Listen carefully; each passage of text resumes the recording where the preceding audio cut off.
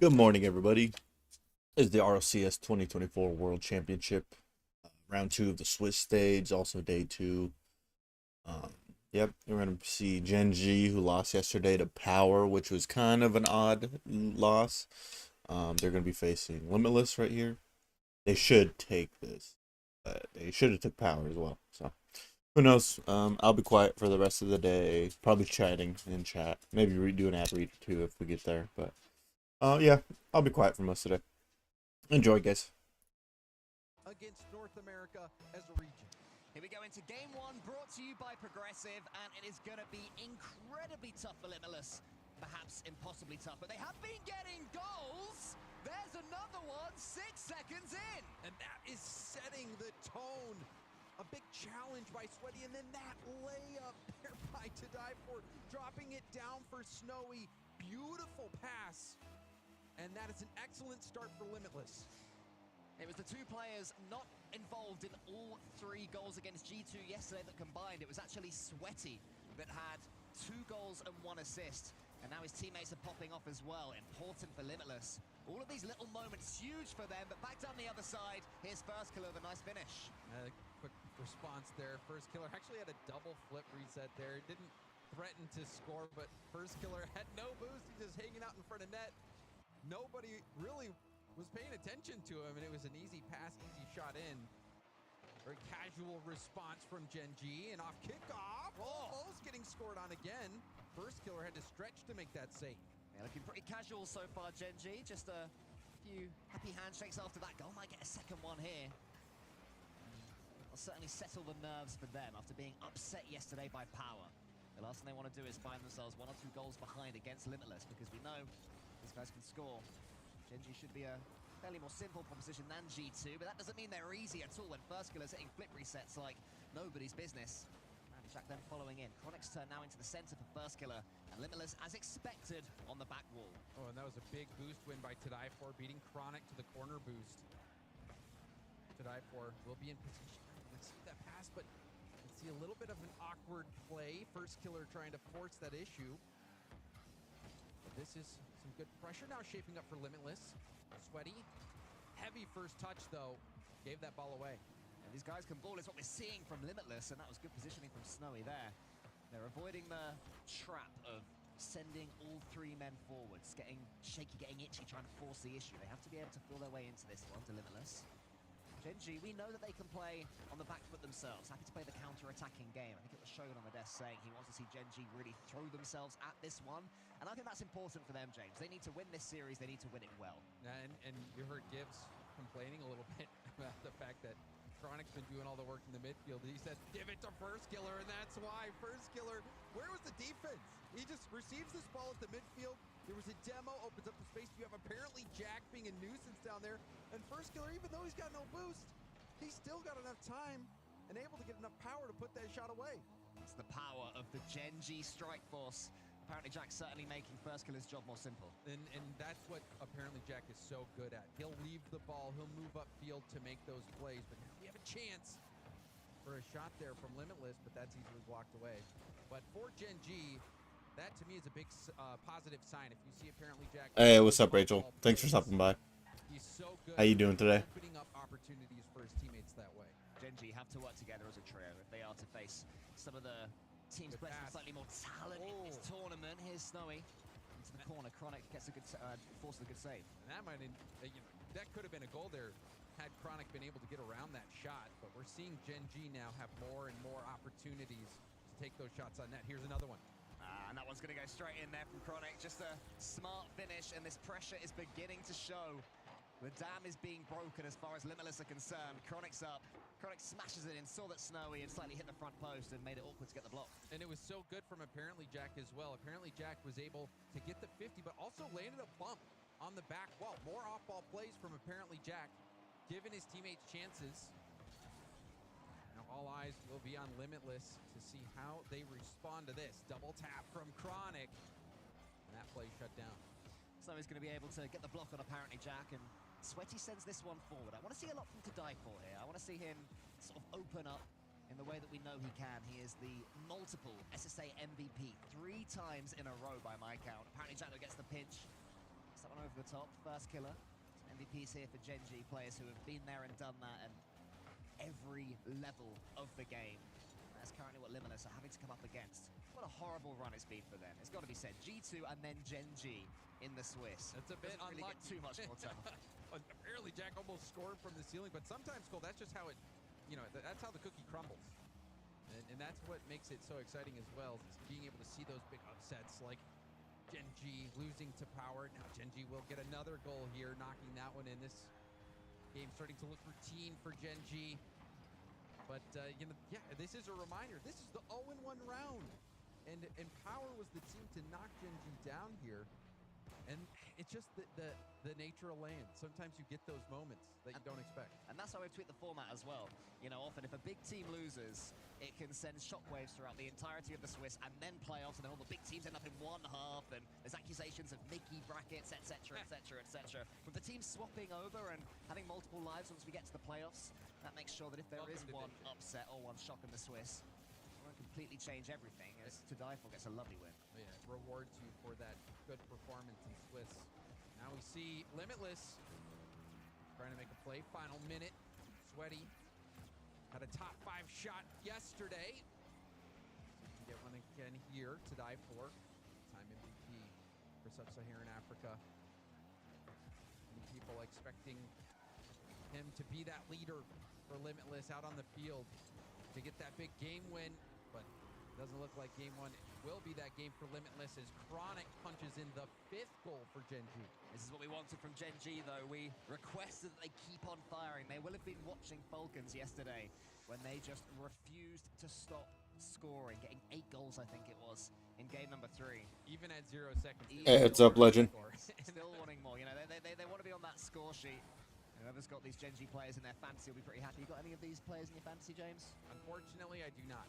I think you've got the best team in your fantasy. I mean, my your team three was, is Rise, is it? And Seiko, Alpha, and Rise is my team. But that is a team. And That I'm is dead last. that could win worlds right there. But I'm not sure because you're losing the fantasy. So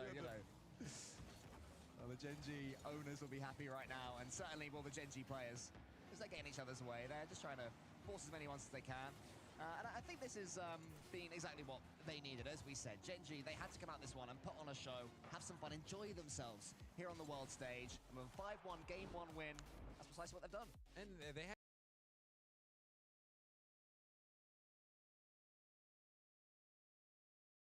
And they will continue to press, I'm sure, upon Limitless, who have to take the lessons from game 1 and to try and improve by using them.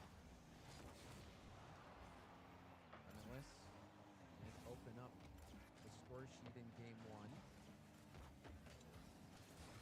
Chronic trying to bring that down. You saw some heavy first touches. I think that's really what's going to be the difference maker for Limitless, is having those quality first touches, and you see that one get away from Sweaty. But against a team like Gen.G playing at this level, that first touch has to be perfect. Not only do you have to get a save, but then you've got to collect yourself on the back wall possession and look for that outlet pass. You need to be able to take it up the wall perfectly to set up the shot. You cannot hit it with a heavy bumper. I mean, anybody who's played Rocket League against higher ranked opposition will know exactly, as apparently Jack puts another one away, how Limitless feel right now. You think, how has he always got 100 boosts? How is he always there? How is there a third player back when we thought we were through? It just seems they seem impossible to come up against. And the finishing is flawless. It's clean play from apparently Jack, because the pool of players is so much larger in North America. And getting that first touch is still very difficult. We saw that Chronic was there contesting ball, didn't end up getting the hit, but that sometimes can make the defender's second guess and not get the best touch on the back wall. This is exactly what happened. The touch was there, but it was too far away. It allowed for a follow-up shot and that first goal for Gen.G. Limitless are looking pretty boosted up right now. Gen.G controlling everything and also controlling the flow of the game.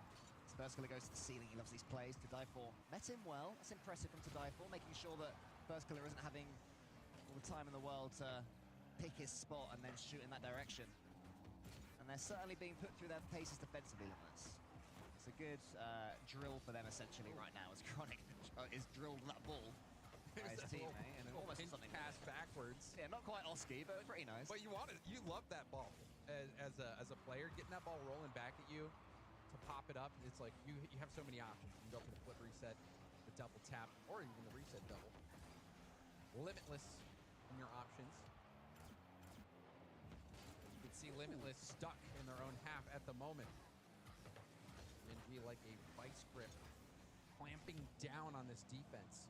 Yeah, but there was a bit of a fake there. I like that. Mixing up the pace from Limitless, not just doing the presumed touches that Gen G are waiting for as some more flip resets come in. And so far, in game number 2, Limitless doing a fairly good job of beating Gen G back. How often or how long can that last for? Sweaty gets another touch over the top of one. Apparently Jack is there and shoots. Todayfor clears, and I do feel that's where Limitless, even at this high level of gameplay, can improve slightly.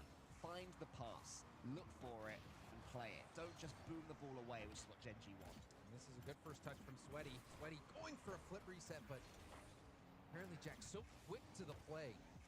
But still, we're seeing Limitless creep out of their own half. Todayfor, the 3-time SSA MVP, shut down before he could get anything going. Chronic on low boost, marching that back downfield.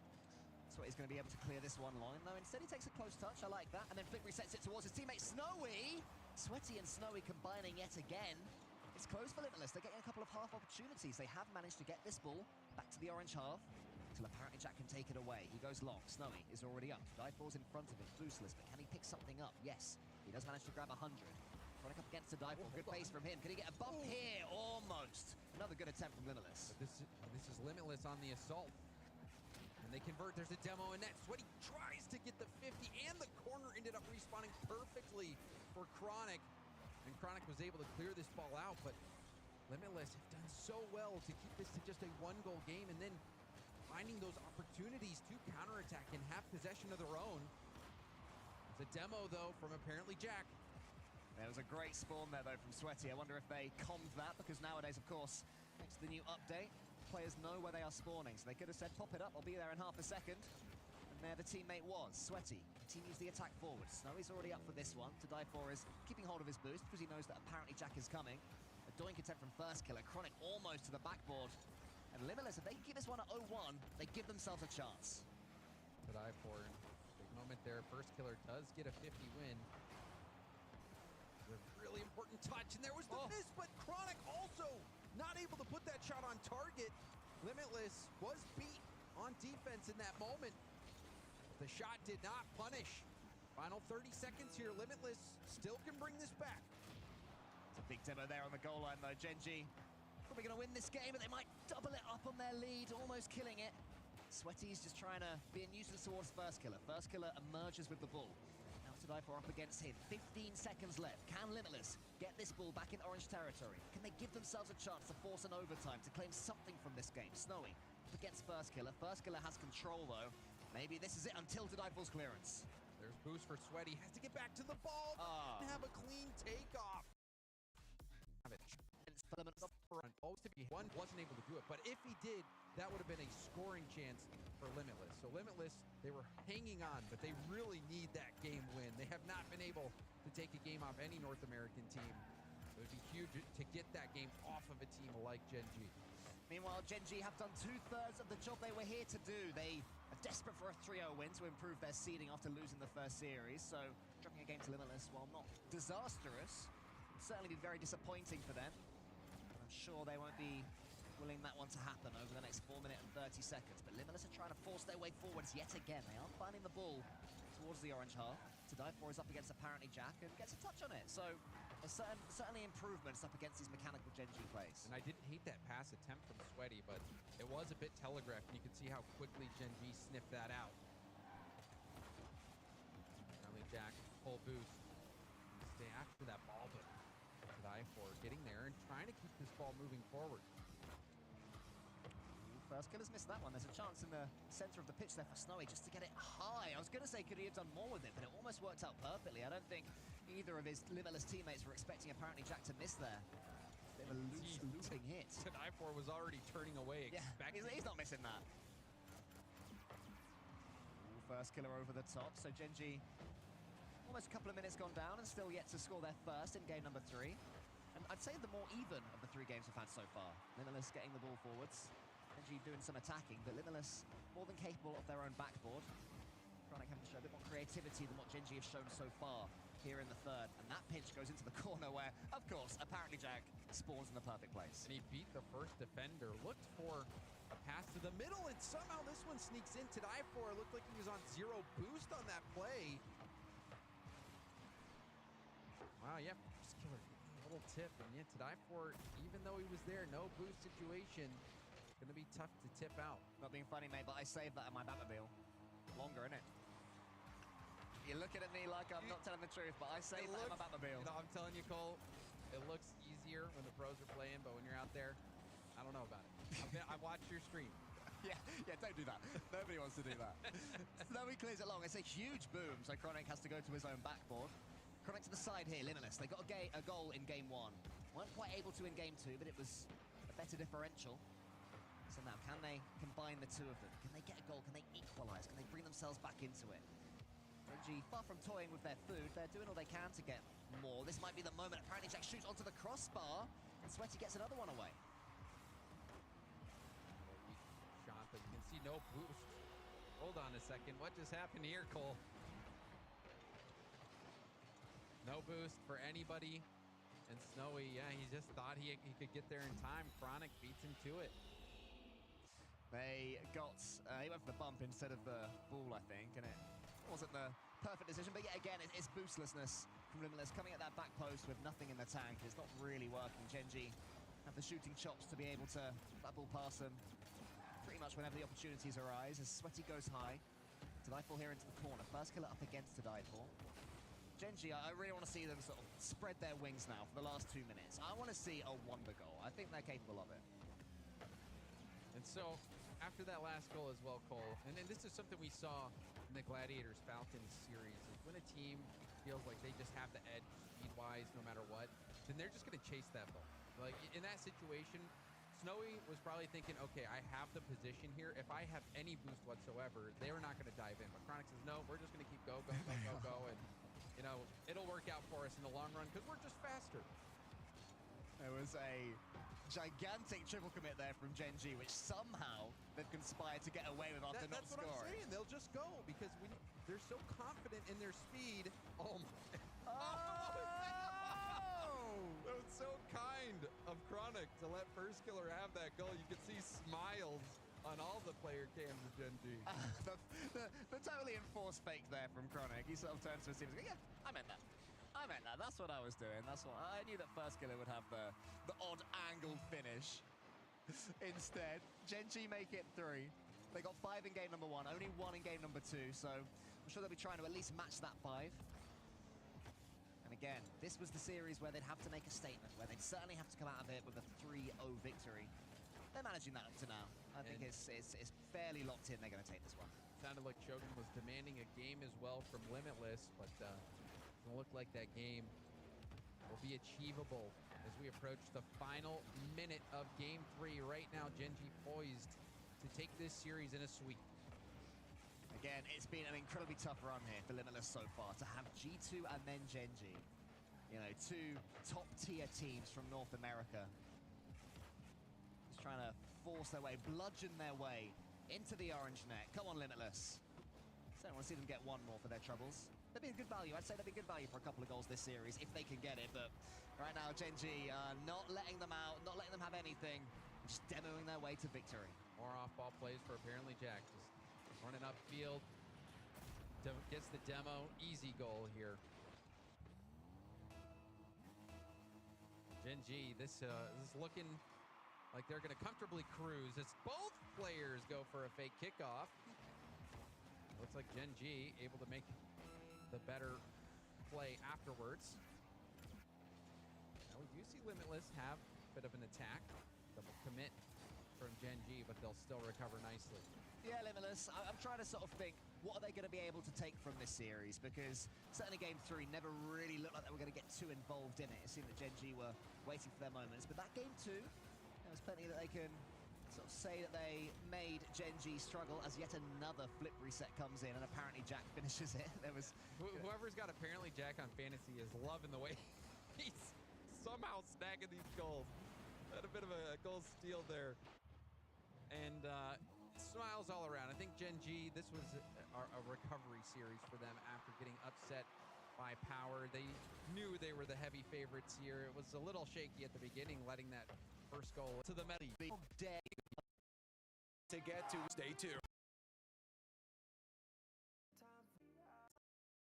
That we're going to have a chance to have the whole See how Falcons at these events on the what I may What are the 1 foot in the grave if you lose here. We go to Manfield Night as always. Game 1 brought to you by Progressive as we get ready for our second match of the second day of the 2024 Rocket League World Championship. Halfway through after this, our 0-1 bracket in the Swiss stage. All important kickoff just to get the upper hand here between Oxygen and the Gladiators. And can Gladiators just get any kind of a foothold early on and give Oxygen something to think about here? Yeah, the horrible stat that we're just immediately starting this off with is 0 and 15. That is the goal differential for the Gladiators. It might be about to get worse. Oski with the goal of the day, maybe even goal of the tournament. We might be calling that one a little bit too early. We will see as Oxygen starting off in the offense. That's going to drop down. Joe can't quite get there. Oski should try to better that by having one that goes across the field but doesn't bounce on the way in. Just, get the extra style points if you can. Of course, securing the dub, objective number 1. Love to get an early goal here just to really put Gladiators behind the 8 ball. Oski a little slow to that, so Maxiu's over top of him, but they're not going to breach the center line with possession. It's Joyo bringing it right back. Well, he called himself the freestyler who turned pro in our career facts. They're going to want a little bit more of that from him. We know what he is capable of with the ball, but he needs to shake off that rust. He needs to be able to cause chaos. You would feel like Gladiators is the perfect opportunity for him to get that confidence back and realize, yes, I can 1v2, 1v3 these teams. But the defense so far from Gladiators has been phenomenal. They've done well. Foe's already up. Good challenge. And now it's Gladiators' turn to try and put the press. Well, the defense has to be superb as well for Gladiators because if they fall behind, it just doesn't have the look of a team that's going to score several times against Oxygen. So the one solace that you have here for Gladiators, and Joyo said it himself, feels a little bit rusty. They didn't expect to be here at the World Championship. Can't really prepare for kind of the unprecedented situation that's unfolded that's got them here. So you've got a team that, if anybody would be vulnerable and ripe for an upset, it might be this Oxygen squad, having already lost yesterday. Though, can't follow this up. Joyo's going to collect and very slowly bring this across. They're not willing to just give possession over to Gladiators for free. That one catches an unlucky bounce for Gladiators, and it goes all the way into their net off of Archie. Well, we've seen goals like this quite often. Virtuoso, he's on the outside, and it can go so badly for you if you can't get across the face of that ball. It's only got one place it can go, into the middle of the field, and in that case, into the middle of the net. 0-16 now. I'm sorry, it's going to be tracked. Almost got one there from Tho. He's been up so much with so little boost. It's just been frustrating for him, I'm sure. And frustrating for Gladiators as a whole. I mean, they're not going to get tilted. You get somebody like Marky standing behind them. I mean, he's just going to roast them anyways and kind of lighten the mood. But maybe an opportunity here. Low saved away by Archie. But man, if that's the goal that goes in, you just got to be thinking after yesterday, well, what else is going to go wrong? Double tap, lined up, and Tho will score the first goal for Gladiators. I will say, Oxygen's defense is not convincing at the moment. They seem to just be hitting it away, no real thought about what the follow-up is going to be. And Gladiators can play with that. They've got to be more careful, keep the ball close to their car, and not try and outplay every single time. So 16-1. Yeah, finally, don't have to worry about that no more. Finally off the schneid, and maybe an opportunity for another Virtuoso denied by Joyo. Had some support as well, but Tho and Gladiators have the advantage now here with the attack, at least for the moment. Burt down to Maxiu. Oh, they might have been trying to pinch that, and just the timing not there. Oh, Foe's got Oski with company. Well, very awkward. Maxiu had to just cut across. Double commit, which means that now big decision has to be made. Virtuoso had plenty of time, though. I do like the spacing across the field here from Gladiators. Not as worried as they were yesterday by just trying to keep every single player behind the ball. The moment you do that against a team like Oxygen, it is already over. It's been well positioned, but Archie's got the better read. Tried for the sideball double, and immediately cut straight across. shot on target, but Foe should take that reasonably comfortably. Well, Gladiators find themselves in a battle here with Oxygen. Then we could not say much during their first series yesterday. That's just a little bit wide, and fortunately so for Oxygen, because Archie wasn't going to catch up to it. He did win that midfield boost against Though. That goes all the way across. Maxu was going to have a look, but now you look at Virtuoso just stuck on the back line with no boost, and right as he got to the corner, he gets demolished, and then the save away by Maxu, just barely keeping Gladiators in a deadlock with Oxygen. Yeah, knew exactly what the play as soon as the demo came through. Made sure he was in the way of it, but we are back into the mid. Oxygen have been the better squad since the second goal went in. Goes Oski. First touch with Foe already on him. Yeah, Foe is going to pre-jump. You don't have to worry about that. It's kind of always been within the DNA. They almost have to. You just do. to be faster than this Oxygen squad, even rusty as they may be. As we get down inside 20 seconds, Virtuoso gonna have a look, but Joyo's got that one away, trying to play keep away from Gladiators and maybe give themselves the last look in regulation. We could be going to overtime here between Oxygen and Gladiators. Of all teams, you wouldn't have thought that would even be possible several months ago, but here we are at the World Championship. It's a little bit different, and surely maybe one look here as Tho's got it to the back wall and finally killed down. Oxygen wanted no more part of that at 0. I was wondering if that was going to bounce upwards and maybe be there for the follow-up, but not quite the case. It was pretty comfortable the entire way. We are in OT. And Gladiators with an opportunity. Ball drops down. It's usually Oski's bread and butter when it drops down like that and just bounces for him. Oh, Joyo waiting for it back for Port. Getting to him. Now back to him again, but his pass is just off. And I think that's the best way to describe everything we've seen from Oxygen in this game so far. It's just a little bit off. The ideas, they've still got them. The execution of those ideas is, well, not up to par. Oxygen have been relatively conservative here, as that one's going to be sent off by Archie. Virtuoso got enough in the tank to try and center, but Oski there to shut him down. And now here goes Big Oscar. Gonna need some help from Joyo. And this goes all the way across. Again, nothing brewing for Oxygen just yet, but that shot just a little wide. Follow-up. Oh, it's just wide as well. Oxygen had 2 high-quality. And then another that goes all the way down to the other end of the field. And Oxygen gotta feel like they just left one on the table there. They almost ended this overtime just before the first minute mark. I did like that they tried to go for the low challenge, but the demo came through and saved Gladiators. And there was no follow-up available. Virtuoso's had the boost stolen from him as well.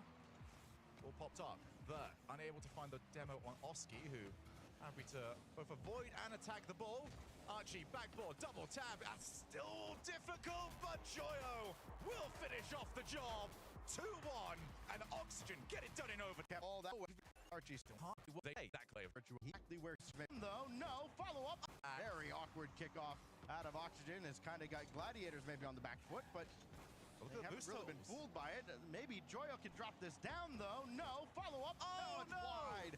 And Oxygen have had a few of those. I mean, he had a great setup with the kickoff, and another shot that's gone wayward. They got everything they wanted out of that. Ball played to a player with 100 boost. You're relaxing. You can now send Gladiators. We're on lower boost. Bamboozled by it.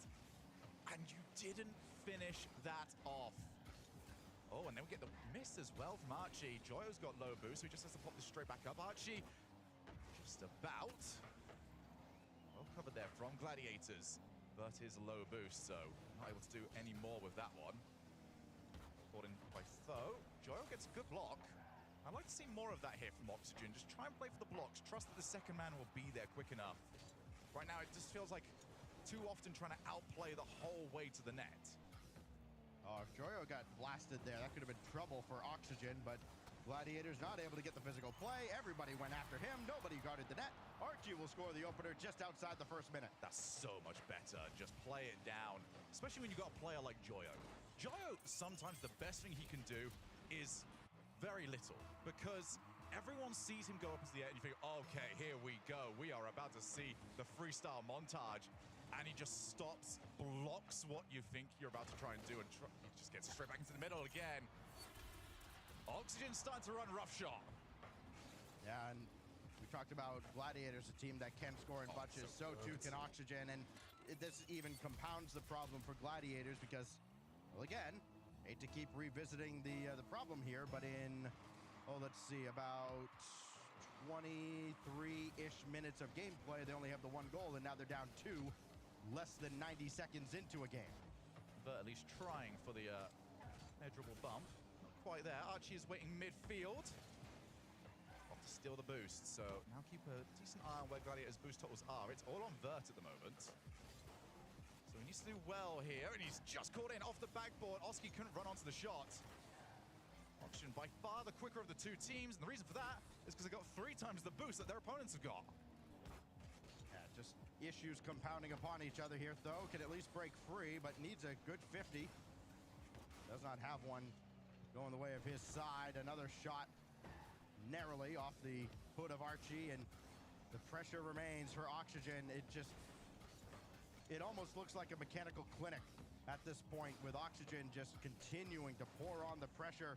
Gladiators barely able to escape. Nice. Virtuoso is downfield, tried to drop it down. He's got a teammate there. It was Tho, and the shot high and wide. Archie got a piece as well. They'll at least try again. Try to get one on the board and make this a little more manageable. Again, that is always Vert's job. Play the ball first time. That's not necessarily he doesn't need a big whip.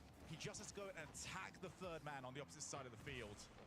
Finally had a chance for him to do so, and you saw that they got them that little bit of breathing room they could really have done with turning that into something more. Vert is now waiting.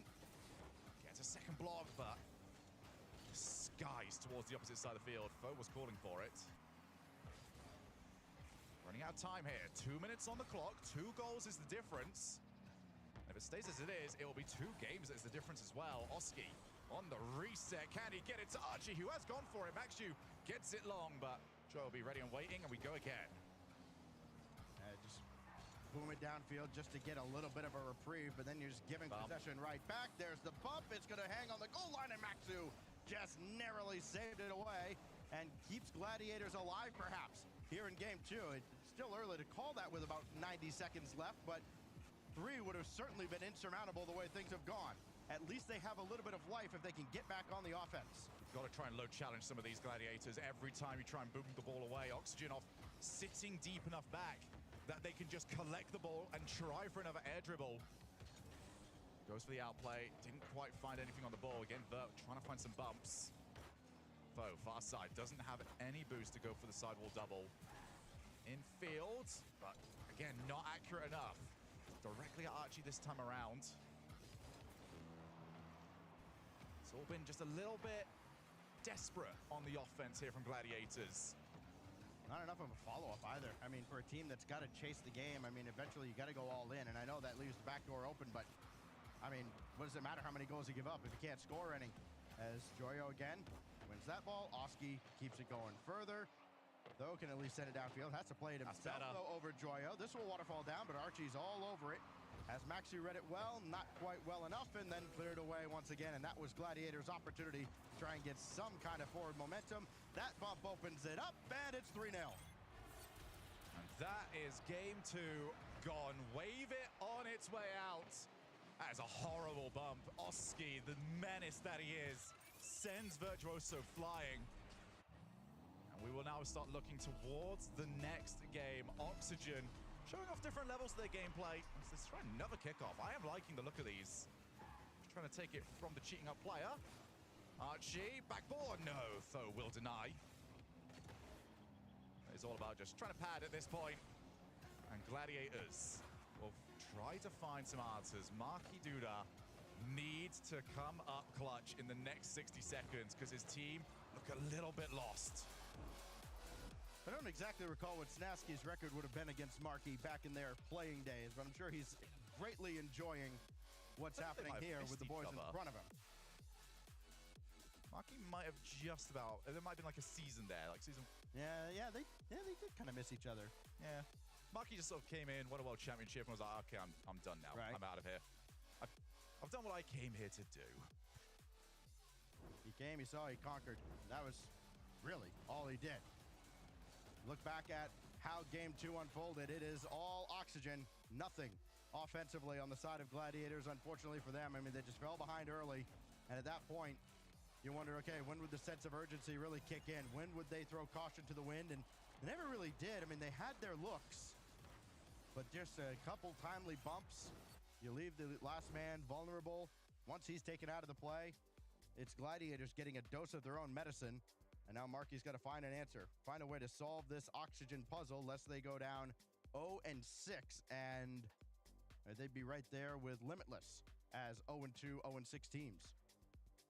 Can always tell when Oxygen are finding their groove because Archie's the one scoring the goals. That's usually where I can see them at their absolute best because it means that he can sort of focus on holding that midfield, picking his opportunities, and you know that the outplays from Joyo and Oski are working. That is their job. Oski's job is kind of everything else, and it's a very thankless role. But we have seen throughout the season just how crucial he is and how his form might be the most important. Onward now to a closeout opportunity, but that one's gone just about cleanly off the backboard, and a rare miscue defensively for Oxygen is not punished by Gladiators early on here in this must-win for the APAC squad. Now Oski has his flip. Might have another. May not matter. Oh, what a save. Follow-up there is blocked away, but once again, we find Gladiators just kind of packed in defensively and having to make save after save just to try and keep things manageable early. I'll tell you what, Oski's ability to, either intentionally or not, just vary the power that he hits the ball with off these resets. You feel like you've got a read on certain plays. You know where it's going to go. But Oski sometimes absolutely sends it, or it goes nowhere, and you've just flown over the top of the ball. Now sends it over to Archie, going for the top corner, couldn't find it. Instead finds Foe's car. As Oski not going to dive in. Sees Maxu. Oh, that's going to look for something big.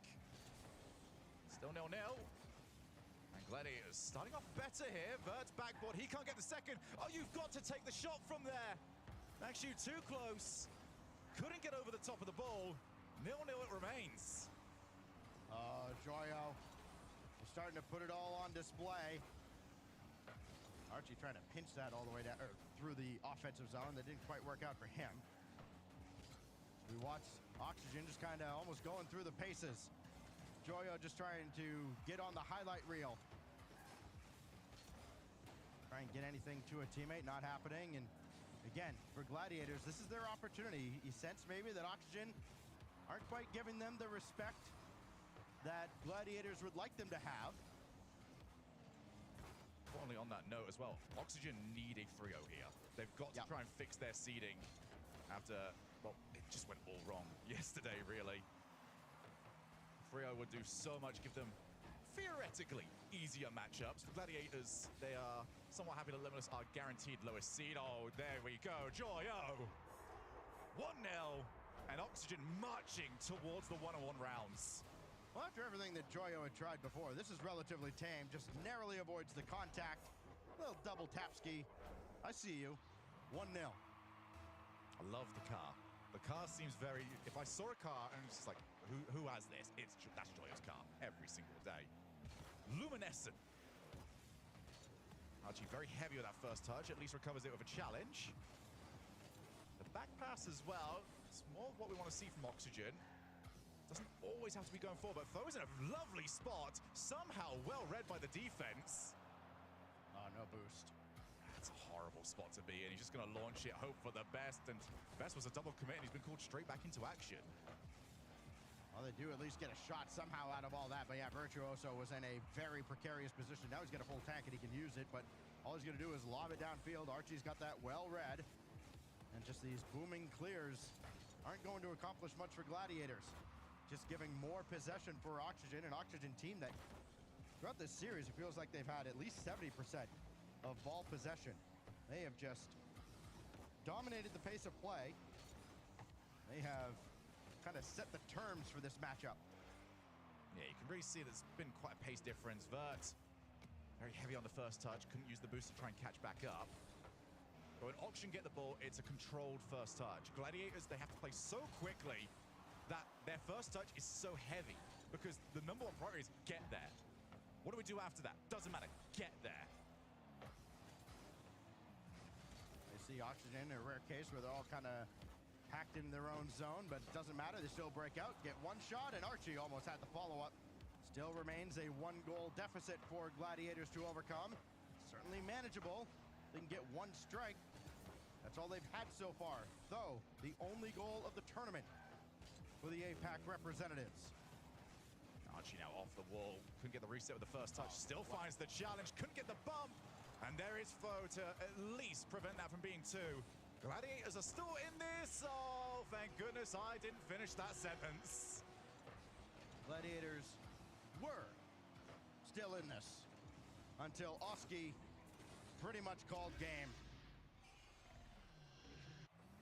I mean, you look at just the frustration that has to be mounting when you put in so much work, so much effort, and still it is not enough to break through against a team that has been rusty. Oh, no more out of Archie, and Oski's kind of made a mess of that, so he'll have to bring it all the way back. Of course, no pressure for Oxygen now. This is their victory lap, barring a monumental collapse. Hello! Oh!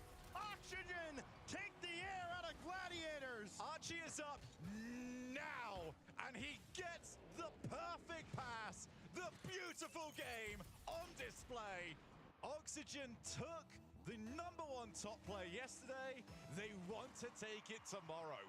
Are you not entertained? 3-0 with an exclamation point. And that one's woken everybody up.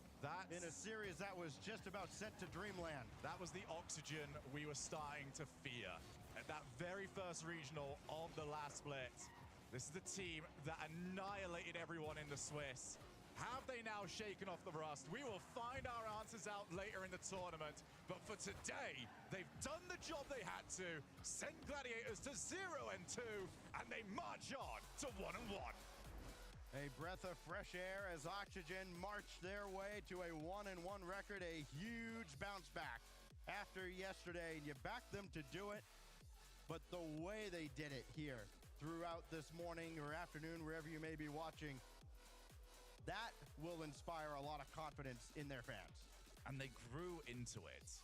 Opening game, not as convincing. Just had to try and find their footing. And then once they did, my goodness, not only did they start walking when they found their footing, they sprinted towards the finish line. Unbelievable. Hey, happy Tuesday. To finish that off. And it is a team that once they feel confident, they can do that to so many others. They are a team to be feared, and somebody is going to lose in that 1-0 round later on today. See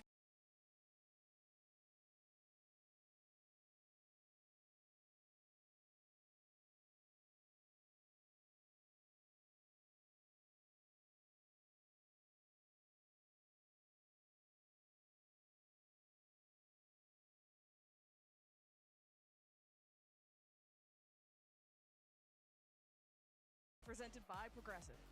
Yeah, it's always a fascinating match, OCE versus SAM, the two newer, well, original newer regions, EU and NA, the original regions of RLCS. Then OCE came in Season 3, SAM in Season 7. Since then, they've had a rivalry, and this is the latest chapter in that rivalry.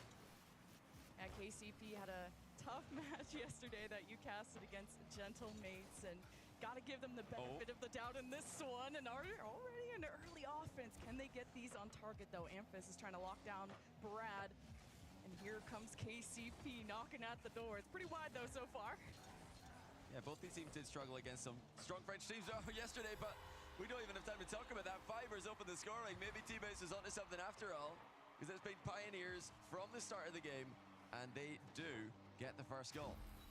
I know Gibbs was talking about Amphis being like one of the best players on KCP. Fiber has to be one of my favorites, you know, personality-wise, when he was like shaking his head about some of the predictions, nodding his head about that. But he's so active, he's so productive, and look at that already trying to score early from the top rope. As Amphis with the back pass is super locky, and this is consistent pressure from KCP.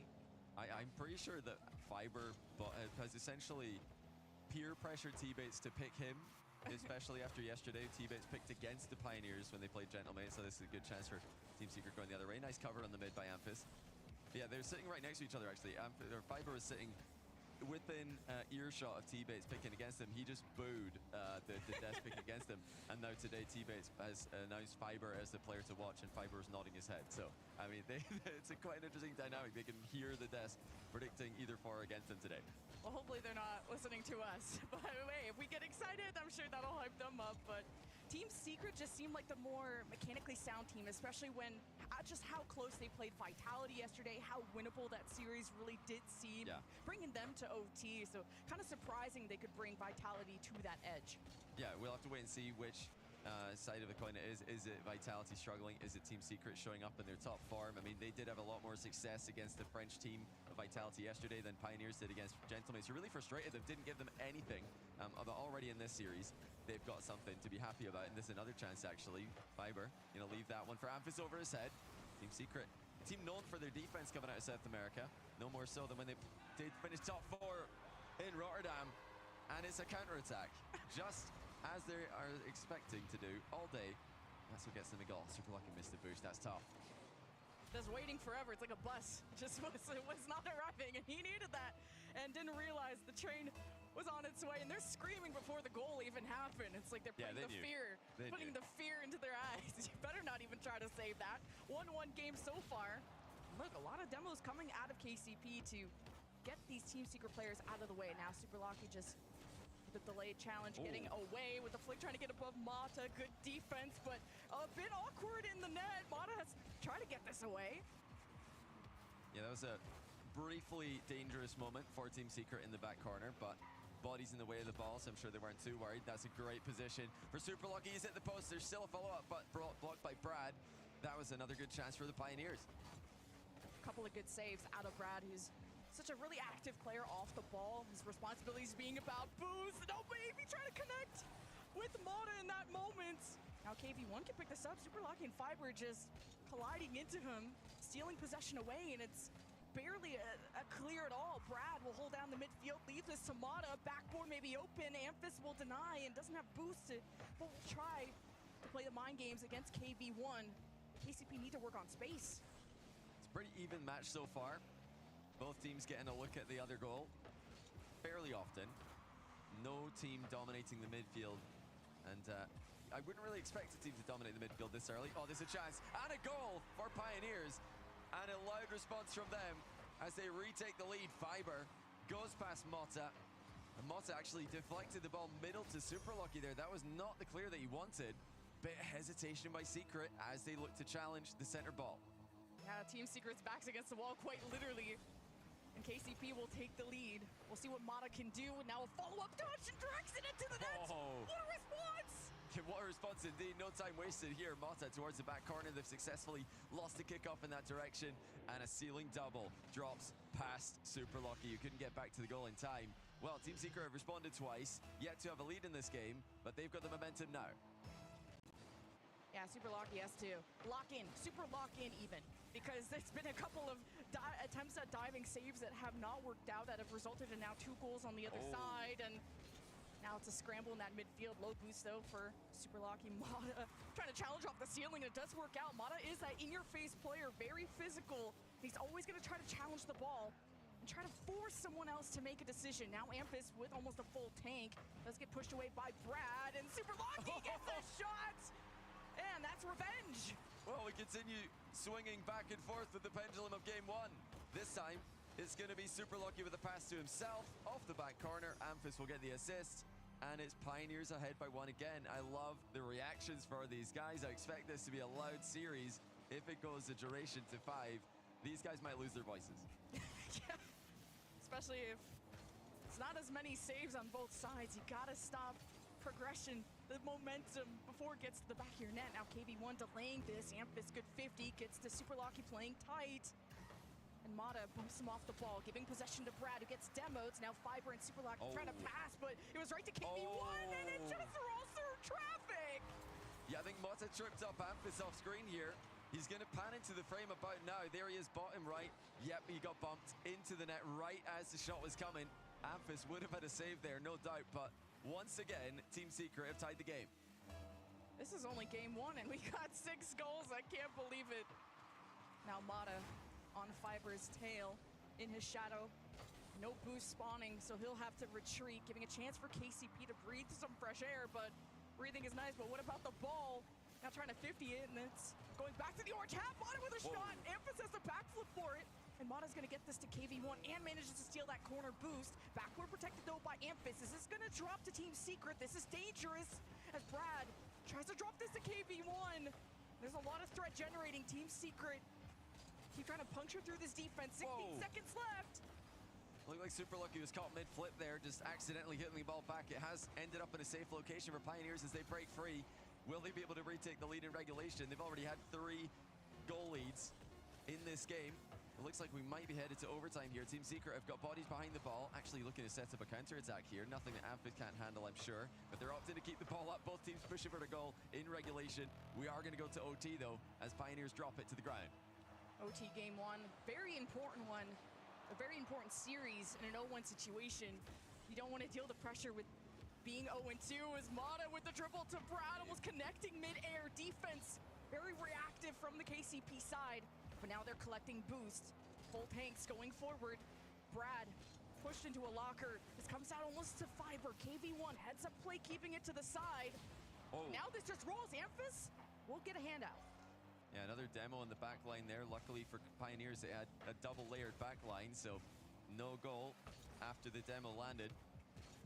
Full rotations established. KV1 now looking at air dribble pass 2. Got a 50-50, but Amphiss comes away with the ball. It's been an absolute midfield battle as now the ball ricochets off the post. It was a save from Team Secret. Huge chances already for both teams in overtime. And salvaged when Brad didn't get the touch he wanted off the backboard, and this just dropped in front of their net. Now going for revenge. Brad does put the press onto KCP. Ball in the air, Fiber first, but forced to use also a lot of boost, forcing KCP to take a second. Even with playing their first man deep, KCP are trying to maybe go for a longer pass option. No Fiber on his wings. Super Lucky also trying to avoid Brad in that case. But now gifting the ball to Team Secret isn't a good plan. KCP trying to see what they're up to. You know, Pioneers really, I feel like they're the team who need this more. Their mental has been questionable at times on land this season, notably when they did struggle in Copenhagen and even online more recently in Split 2 and OCE. If they can get ahead in the series, they are really going to be in this against the favorite Team Secret, massively favorite Team Secret, according to the online community. Team Secret have got that comeback potential. I think it's the Pioneers who need this game won in overtime if they're going to have a chance to win this series. It's going to be about punishing like a weaker defense, but who can get that solid drive going with the first man with good control, a second man close enough as an optional pass. As Brad, the reset to Mata, avoiding Amphiss. Fiver up high, using all of his boosts. Super Lucky will collect to the corner. Now facing KV1, he'll get past almost two members of Team Secret. Super Lucky will be slowed down. And KCP still putting on the press, and this gets almost over KV1's head. What? And now crossing in front of the nets. And now there's team bumping. KCP said, I want to be the one who scores OT. I don't know how Amphiss managed to get that ball into the middle, but he did do it, and no one was ready for him. It was a slow center ball, but multiple touches. Now this is a great chance for Pioneers. Passing play and a follow-up shot. Amphiss denied by KV1. That was the best chance of the game for Pioneers, and they failed to take it. Almost 3 minutes into overtime. Very low boost on KV1's side, and not a lot of assistance. And team bumping now twice in a row for KCP.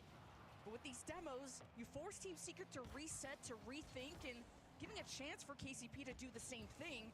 And now that you have 2 players full boost, it's just Brad's 50 that kills that momentum, if there were any at all. Yeah, Pioneers doing a good job there, just controlling the play. Now they go the other way, but Mata, composed, calmly takes the ball away from them.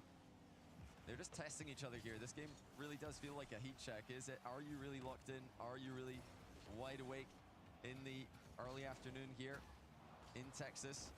A lot of these guys have flown a long distance to be here. This is going to test their focus as we go deep into overtime. Smart play there by Pioneers, just letting the ball go back. They're not too worried about these touches, even though it's close to their goal. As long as they're able to respond to every touch that Team Secret makes. Great continuation there by Super Lucky as well. As Pioneers look for the counter, it's going to trickle wide. KCP seem more united on their offenses, but seem more prone to making silly mistakes on defense. And this is just the pressure that OT can give you.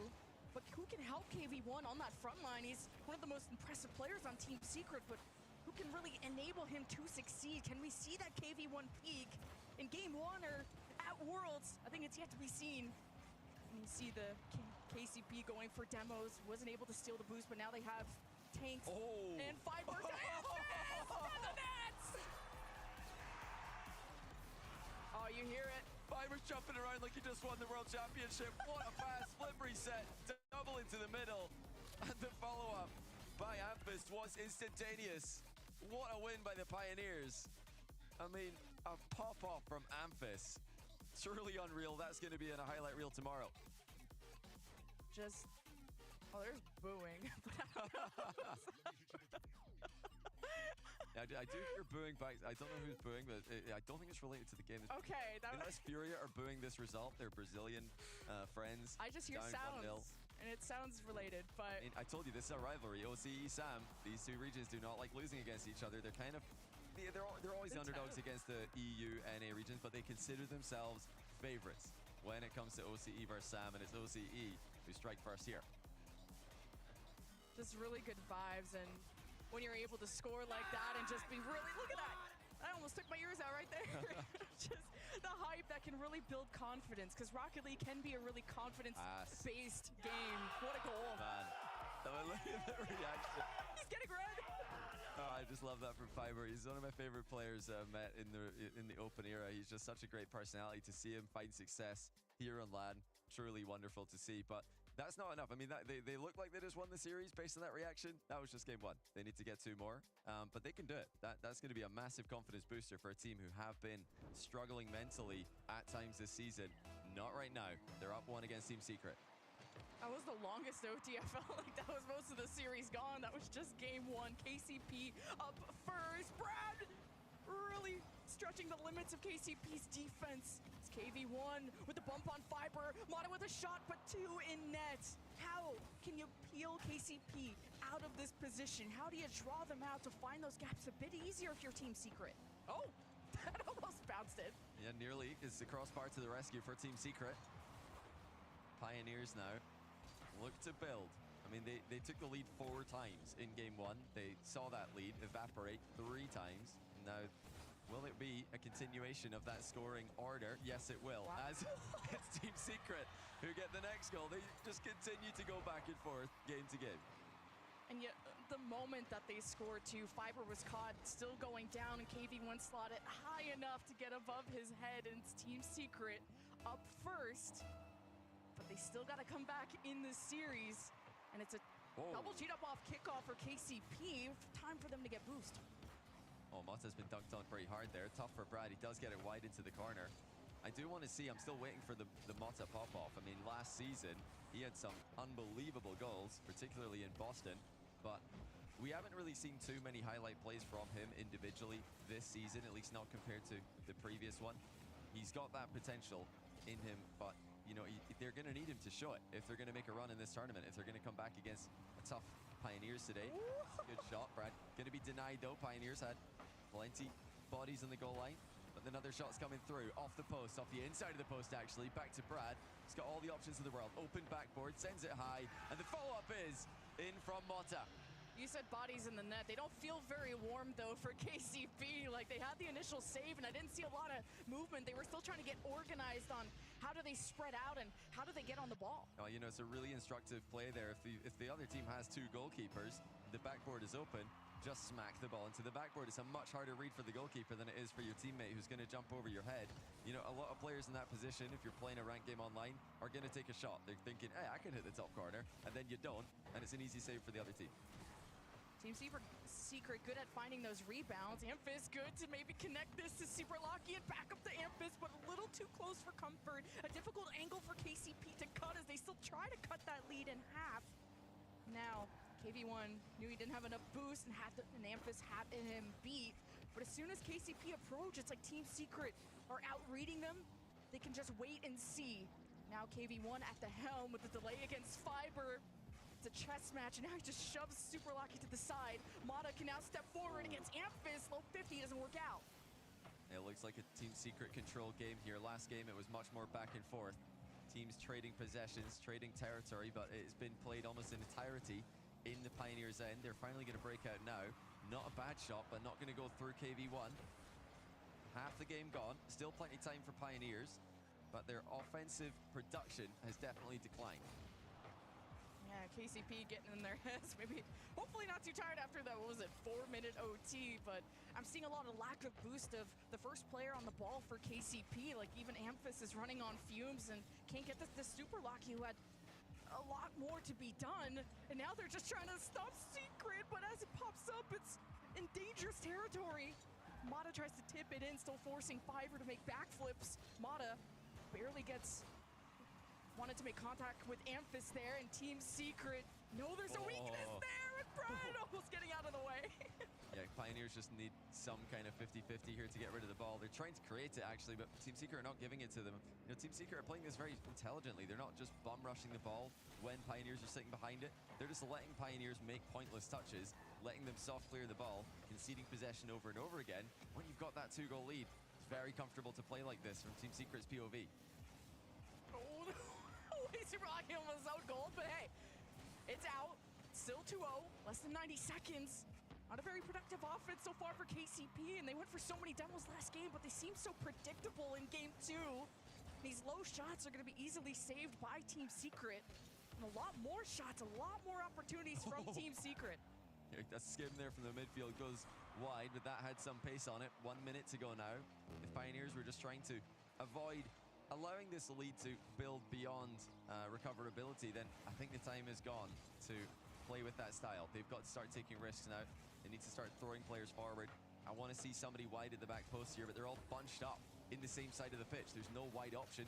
If the ball does go across the box, no one's going to be able to reach it. It's just an easy position again. Team Secret to defend. Oh my goodness, Mata chain dashing and getting back to the ball. They've just upped the pace in this game and had a different level of control that Pioneers could not match.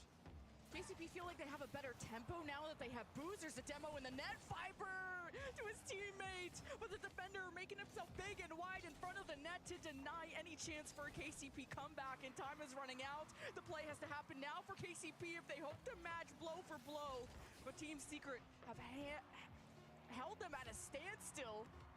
Now KV1 can just go and show off, and that'll be a tie series here in a second. Yeah, that's game, and that's going to be a 1-1 series score. No sweep between OC2 and Sam2. Pioneers even trying to go for a bit of an own goal there, but they weren't all on the same page. Team save coming through there. A comfortable game there for Team Secret. A bit of a surprisingly comfortable game after the back and forth in game 1. Looking at the shot, 13 shots to 4. Yeah. I felt that vibe for sure. Double digits. Team Secret dominated game 2. They found a tempo, a rhythm that KCP couldn't match. KCP felt scared defensively when they couldn't find the immediate rebound. They're trying to play one step ahead of Team Secret, but ended up being behind. Yeah, it's interesting to see Team Secret just control the game after the 2-0 lead was established. Lovely backward pass there. Mata up immediately. Like you said, when it happened, it's a really smart play to try at home. Just boom the ball to the backboard, let your teammate fly overhead. They can get up before you can. They're going to have a much easier read than the defender. And even at pro level, that still works. Bit of a mistake maybe by Pioneers, doubling up in one area. You know, if you've already got a player defending the net, then double stacking there doesn't really make sense. You might as well cover something else, whether that's challenging the ball or going to the backboard. But they didn't do that there. The Pioneers' defensive synergy may be lacking. They'll have to step it up in game 3. Both goals for Team Secret having an assist, telling me that their passes have been a lot more successful. It's a lot tighter, a lot safer, and it's been harder for KCP to intercept, whether it's maybe they can't play at the same pace as Team Secret, but on KCP's side, the passes are just not all there. They're being intercepted by Team Secret. KCP gotta play closer, play safer, and closer to the ball too, if not just amongst each other. But this is a new game. This is a chance for them with the clean slate. It's the beauty about Rocket League. We're not just going to continue with the same goal differential, just amounting to something that can't be recovered. Team Secret are right back to where they were for the vast majority of game 2. Is the offensive half of the ball. A team who, like we mentioned previously, were known for their defense, getting in top 4 in Rotterdam with some stellar defensive displays against some of the world's best teams. They've not been able to recapture that same success since then, but their playstyle still does work. On occasion on land, they took down OG in London recently, given Vitality a good run for their money yesterday, and they're definitely taking Pioneers into deep water right now. So charitable of Team Secret to just let that go by and still make this a close game. Brad's going in for round 2. Fiber slams that down. How can KCP safely transition? Now this is a good chance. Fiber off the wall though, can't get this to Amphis. Mata, quick to react. And that's what was so good about Team Secret's defense. Why? They shut out KCP and this cross is over. That's a great try with the ground pinch by Amphis. Came out of nowhere, but it did go wide. Early interceptions and a lot of passing plays. The Pioneers are attempting. Now they're in a 1v2 in defense. Fiber jumps over the bump, makes the save, and no follow-up from Team Secret. KV1 with a pointless reset. Yeah, I was wondering if that was a fake. You had one off the backboard and one in the net, and Team Secret going for more quality than quantity opportunities. I want to say it's Super Lucky just slotted to the right and doesn't get through quite yet. It looks like he was trying to fly ahead of the ball and bump the goalkeeper. Both teams, I should say, trying to get that aggressive play going. Wait a minute. Well, Amphis has scored here. Pioneers do get the lead. But was this an own goal?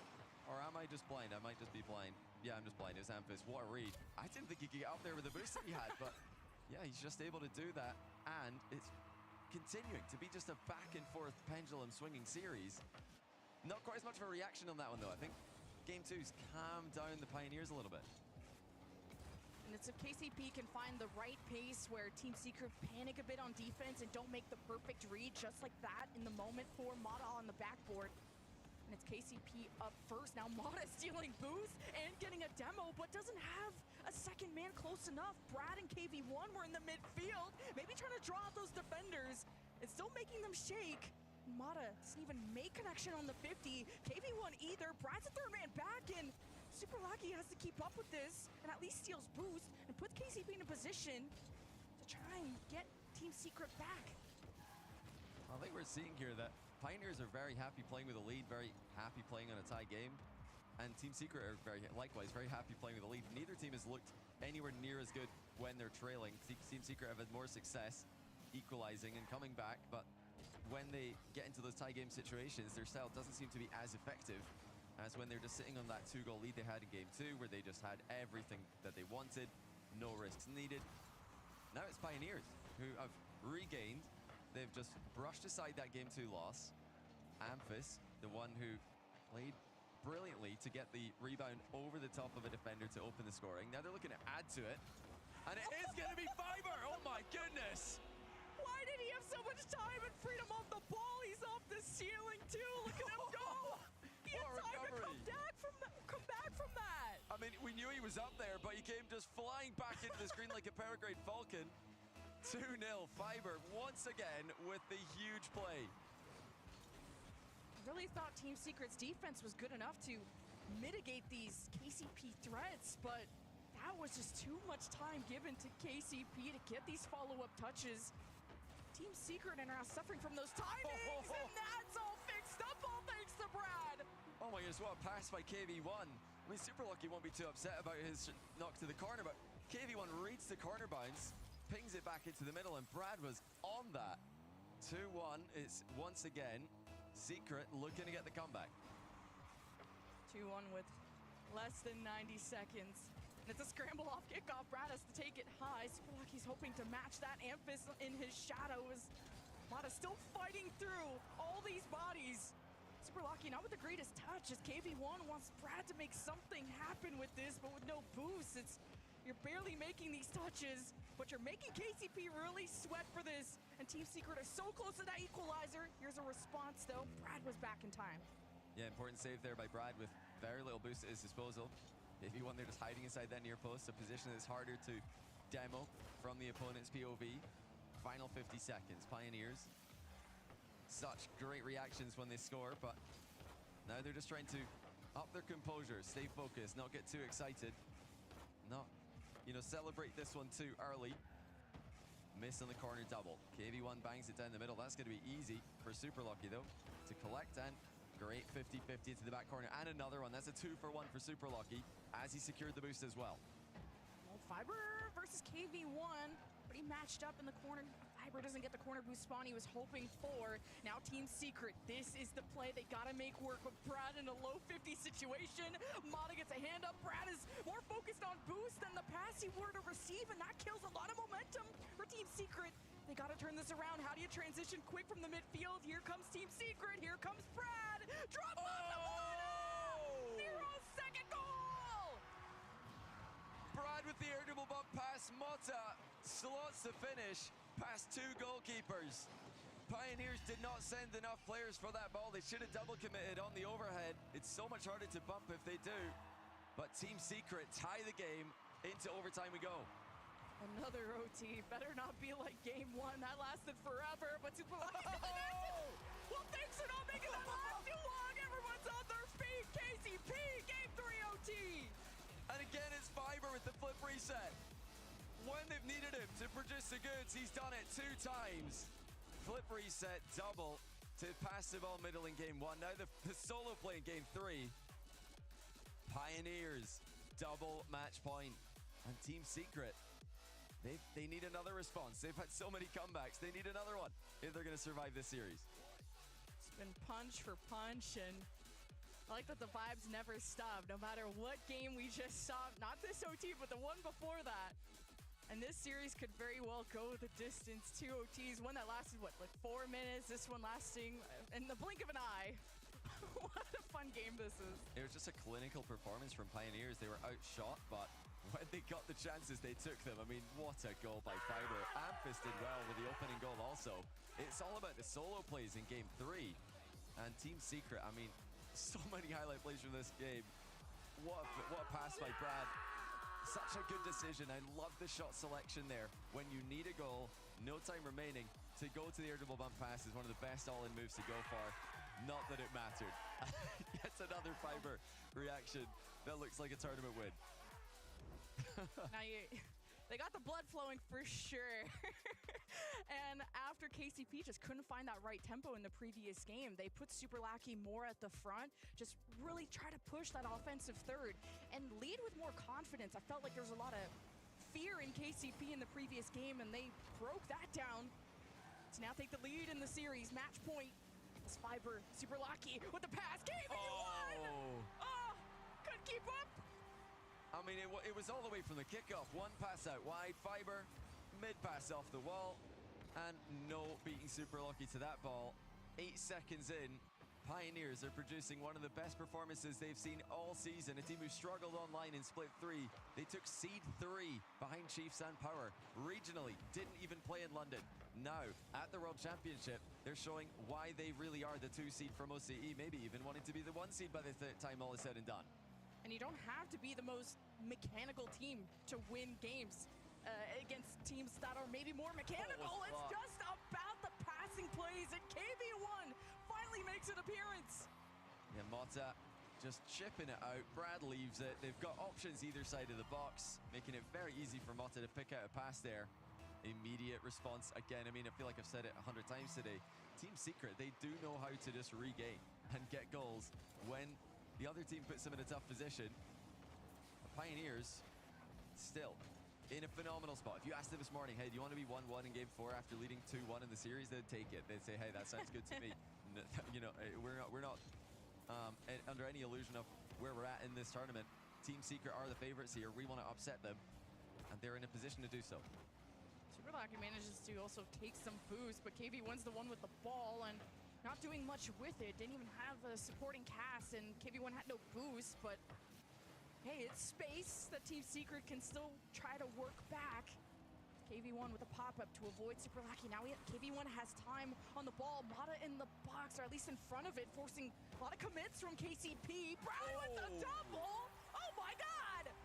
Oh, what a goal by Brad. I mean, there was a defender there, but Brad just went right through him.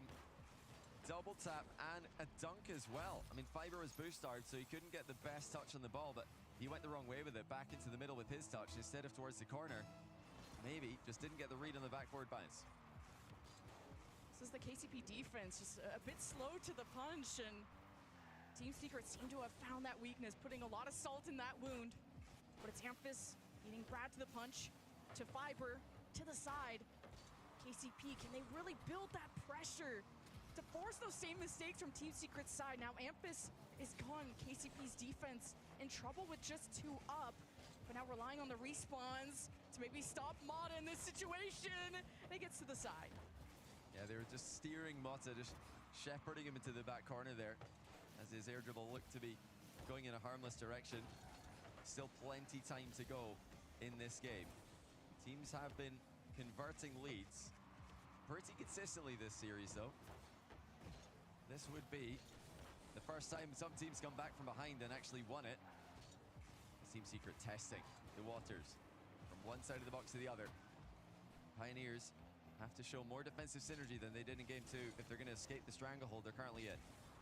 KCP are running on solo boost that they have to be really careful in how they reach up to this ball. Team Secret, as a result, gets so much time in the air to keep racking up shots, and eventually this can go through.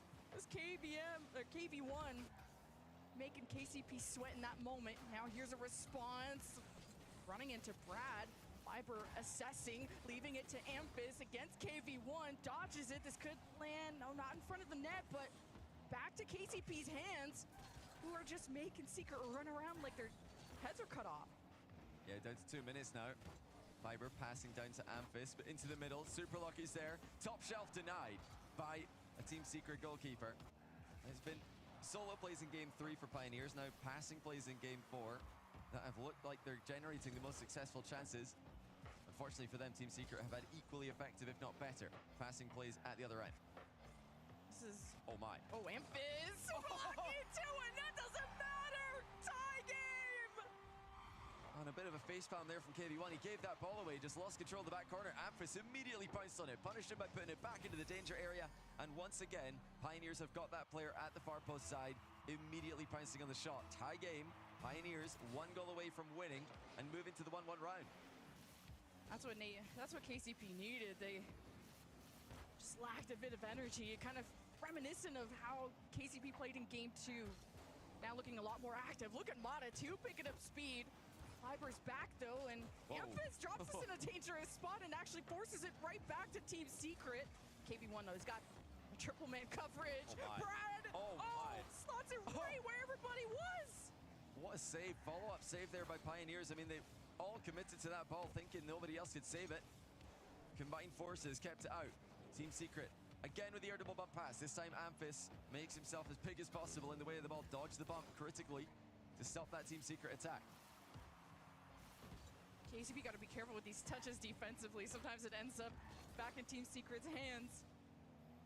You do not want that, as Super Lucky now just concedes this to KV1. An awkward touch, backflip from Amphis. Barely any boost from 2 players on KCP, and they need that mental and physical reset, giving now Team Secret a chance to lurk around. Now, the midfield broken through, but with no ball possession, KCP can't do anything about this. 1v1 with Brad and Fiber. Whoa. And KV1 has to adjust and go for the safer position towards net. And Super Lucky trying to set up Amphis. A lot of bounces. Can we get some shots on target? Almost moving. The body's out of the way. Well, selfless play by Pioneers. They're always looking for the pass there, but no shot at the end of the sequence. And it might be Team Secret with the final chance in regulation. They've already scored 1 goal in 0 seconds. Can they do it again? Fiber and Amphis. Super Lucky OT again, a 3rd one. Will it be the Pioneers getting away with the series? Okay, Amphis just gets demoed. He doesn't get to play right now. Team Secret have an offense that builds up and feels like an avalanche. Takes a while for the Pioneers to get that same momentum, to get the wind in their sails, but they can get mistakes going. Hoping for the pump on Brad, but he gets into his shelter. Oh, where was the follow-up? It looked like that was a guaranteed chance on net, but nobody committed to it. And now, Team Secret have got an opportunity. It's Brad. He can't get it past Amphis. The shot was too slow. Just now launching this. Actually gets stopped in the midfield, and KV1 would have liked to launch that. It's probably too high on the ball anyway, and Super Lucky will get a hand up. Needs a good follow-up touch. He's going to assess the field first. What are his options? And Fiber needs to get a quicker touch, and Team Secret just ran at him. Thinking KCP's defense is weaker than it is. 1 minute into OT, Brad in a 1v2. Easy 50 for Amphis. it's looking like Team Secret are just trying to establish that same offensive pressure, the consistent pressure that's yielded them such great results in the series. And again, the air dribble bump pass attempted. Pioneers have responded well to it in this fourth game whenever it's been tried by Team Secret. As for breaking out of defense, it's looking to be quite difficult for Pioneers. They've done so here, but look how much space Team Secret have got. Immediate jump here, pre-jump by Amphis, matching. The ball's out on the way, but it's another bump to take him out, and Mota, once again, on the end of it to score. And Champions Field to settle the score between South America and OCE. Physical play favoring Team Secret, that aggression that finally boiled over into KCP's half. What a series. Hey, so fun. First game 5 of the tournament. Oh, yeah. And it is an absolute banger. There have been highlight reel plays on both sides. Team Secret sticking to the game plan. They've identified a weakness perhaps in Pioneer's defense. The air dribble bump pass has been effective on multiple occasions for the Brazilian team. And it was the tie goal in game 3, the winning goal in game 4 from that exact same play. Pioneers have got to send 2. You've got to send one player up in the air just to get bumped, and then another player up in the air to actually hit the ball. They're not doing so, and Team Secret committing 2 players to the play against just one, getting results every single time, it would seem. They're either scoring or putting Pioneers in a tough position. Look how quick Motta's up for that. He knows it's coming. Great comms. Team Secret send it to 5. Was that 17 shots though from Team Secret versus 7, and it went to OT and they only won by 1, like obviously because OT, but the fact that there was that many shots from Team Secret tells me again quality is important, passing is important. Solo plays, yeah, there are definitely mechanical players that can get away with that, but I don't want to just see non-stop aggression. I want it to have a plan, I want it to have purpose, and I think those 17 shots could net a lot more goals if that happened. Well, you know, though, I think Pioneers did miss an opportunity in that OT. Right at the start of it, Amphis centered the ball. He was making it awkward for the goalie to gain access to the ball by sticking around in a bump position. Good save by Brad Top-Bins. Shot denied early in game 5. You know, Pioneers have got to trust each other with those passing plays. You've got to trust when the ball's coming across that it's going to get to its destination. Like you said, they've not had as many chances as Team Secret have. You've got to be clinical when they come. And this is the best look we've seen from KCP, especially after their Genomates match. Like, we didn't get a true sense of where their peak was, and now in Champions Field, it's all here and now. As Mata with the launch from one side to the other, KV1 gets the demo and wanted to make contact with Fiber too, but Fiber dodges, gets a hand up, defense alive and well for KCP. Yeah, both teams tentative at the start of game 5, but now a massive chance for Brad. He's going for the backboard. Tough read for Fiber. Can't get it. It's a pass middle, and it's KV1 with a slot. This is the exact same play that won the game for Pioneers in game 1. The double into the mid. Selfless play by Secret, and it's a 1-goal lead. There's Fiber was more threatened by the potential double. Didn't know it was a pass, and I like that variety from Team Secret. We talked about quality, and that's what that is. And how they unite on the front is Mata almost wanted, it looked like a musty at the start, the way he was flipping and then went for the demo, and KV1's pushing people around. A lot more physicality from Team Secret. Well, will it be another heartbreak for OCE? Team Secret were able to take down Chiefs in 5 in London. They're looking to repeat that against the OCE 2 seed in the World Championship. Pioneers have had their moments. They've had many moments. And highlight reel plays I'm sure they're going to be proud of when they look back on them. But it does sting when you've got all of these plays, all these good plays, highlight reel plays, in a series you lost. They need to try and fight, dig deep here. And when the chance comes, be there to take it.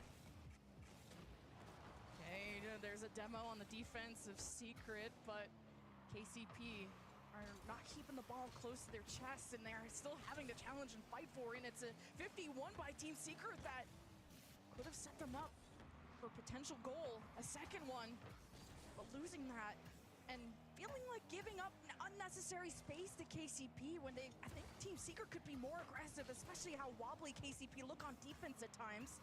Here's Super Lucky, Amphis having to 180 around. Brad again looking for the double. It was KV1 who cut rotation there to intercept the ball. Mota also backboard wide open, but a half flip save by Amphis keeps it at 1 goal. Now KCP have to clear and make the most out of this. Team Secret committed. But look, the KCP clear, and it's Team Secret beating them to the punch. It's how KCP can get a good counterattack at these moments, 2v1, and it's a very soft shot that Amphis can make the save for. Super Lucky using a lot of boost just to kind of match up KV1, giving a chance for Fiber, slotted high in the rebound to KCP! They were there for it this time. They read the miss. As the ball came across in game 4, no one is there. This time it's Super Lucky. You'd expect Brad to have a touch there, but you never know. You might as well be there, because if he does miss, you are getting the freest goal you've had all day, and Pioneers do take it. I don't think there's been 2 series of a lead where, like, I think 2 goals is the most we've seen. Such an even matchup, and one that means a lot. Now Fiber and Amphis, Brad trying to cut it down, look for the pass, look for the shot, and he still makes the right decision. But the ball is still in the hands of KCP, but just barely. As Monarchy get a good touch off the bounce, but Fiber wasn't quick enough to react and gets a chance for Team Secret to make some space. Tensions rise in game 5 as Pioneers make the comeback this time. Mota, slow play at the near post. Amphis just had to play the ball there. He did well, but KV1 has so much boost. Not really a lot available for Pioneers. Fiber running dry, Super Lucky likewise. Amphis, the only player with 100, and it's the boost starving that causes the problems. Right as we're talking about it, we see them fail to scramble back and make the save. They both players on KCP wanted that corner boost. As they're arguing about it, someone forgot about the nets. A little too focused on anything but the defense. Team Secret get a lead in less than 90 seconds. KCP have always been quick, though, to equalize.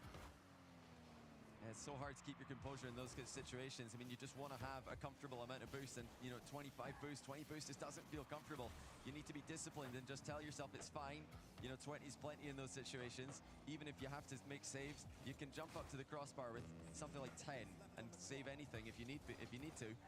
And now with just a minute left on the clock, Team Secret in the driver's seat with ball control, just frustrating Pioneers playing keep away. As soon as KCP have boost, they don't have the ball and they're so far away from it, so they gotta talk about who's gonna be the first to attack this.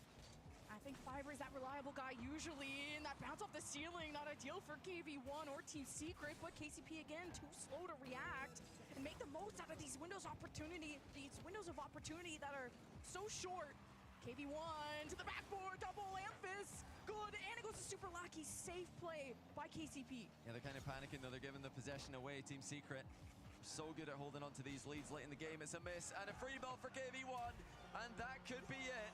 They're on their feet, they're yelling in the direction of the Pioneers, who have tried to push up and get a chance with the seconds running down, but they've overstepped the mark, and it's a 2-goal difference. They're gonna need a kickoff strat and a goal immediately if they're gonna have a chance here. Yeah, Amphis needed to make contact. He missed the challenge, and then the third man was in the midfield, and the ball sailed across his head. KCP, which is a horrible defensive mistake, costing them the game 5 to put them into an 0-2 spot. Team Secret adding insult to injury. For the second event in a row in London and now at the World Championship in Dallas, it's Team Secret taking down OCE, second seed in 5 games, continuing to edge out OCE in the rivalry. But they had to really fight for this one. This was a close series, and Pioneers had many, many moments that they're going to look back on fondly. I think that we could be seeing some of their plays in highlight reels tomorrow, depending on the level of play that we see later on today. But what a series, and even after all of the tension, all of the ferocity that was displayed.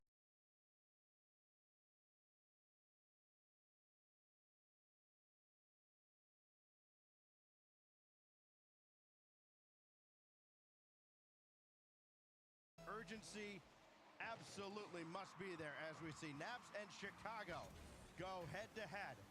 And if you're a little sentimentalist as I am, it hurts a little bit watching them do battle knowing what's at stake here. Opposite side of that, though, is just how well these players have done since moving on to keep themselves going, because it's so difficult to stay at the top level of Rocket League. Yes, people can meme around, but the fact that players make it here is unbelievable. The amount of work and effort that goes into that. Com now has to trek back. LJ, he's waiting for the pass. Couldn't get to it. Chicago spotted the danger, got rid of it. Be kind of almost a clash of styles here because you know how physical OG can be. They've changed that up just a little bit as the season has gone on. Com has taken on more of an offensive role. He's almost kind of had a virtuoso-esque trajectory where, okay, he's known for his demos, and then he's suddenly, all of a sudden he's putting the ball in the back of the net a little more often. You're like, okay, now we've got another threat we have to deal with, and that served OG very well. Com with the opportunity this weekend for his first crowd matches since second time we went to London, just over 2 years ago. Will he be going into it for a very long day on Friday, or can he just cut that down a little bit more? LJ over the top of Nolly. He can keep that one going. There's no more boost available, but in comes Hoxer, and he's going to need a little bit more sauce the next time he takes that.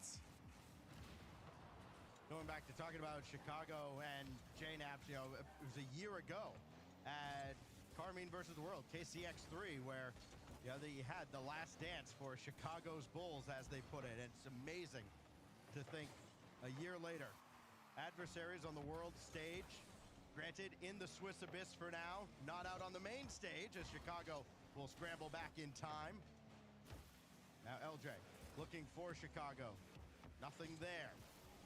And nothing else for SSG. I mean, neither team has particularly been threatening in this first half of game one. JNAPS has to range back and barely got that as it sailed high over the bar. Yeah, the Heat Seeker just going to test him. Not necessarily expecting to score from those, but if you can just get a bad touch from the defender, then you are all in on the offense. JNAPS passed it reasonably well. Hoxer, nice fake out on the first touch. Didn't allow JNAPS to take it off him. JNAPS responds in kind by getting rid of his car entirely.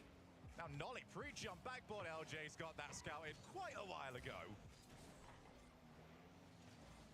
Waiting for somebody to just blink. I mean, you're going to have it come down to somebody making a pre-jump, somebody taking that first risk. And whether it works out or not, you have to imagine the first goal will come from one side or the other. Double tap, just try to drop that down, and there was nobody in support. You brought up earlier on just how many of these players have played on teams with each other, and we are seeing it in a game like this one, where nobody's shocked by any of the offense coming forward. It's not been bad offense, it's just when you've been playing with people all the time, you know what the tendencies are. LJ looking to try and be the wild card flip, reset to Chicago, and Com gets there. Both teams trying, neither team able to break across the line. Just waiting for that first high-quality chance. I mean, again, you've seen the ball get close. No secrets from either of these sides. And this is a game where every game could be a one-goal game. Every game could go to overtime. You could have lengthy overtimes built up over the course of this series. Of course, everything could just be 1-0. Sure, you would like that, Shogi. We will get there. I've already had my heart broken once this weekend. Here is Chicago with Hoxer. Again, oh, that's an own goal. Well, we were wondering what it was going to be for the surprise. The surprise is the misread from the defender.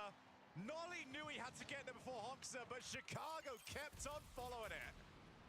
That's happened a lot this week already.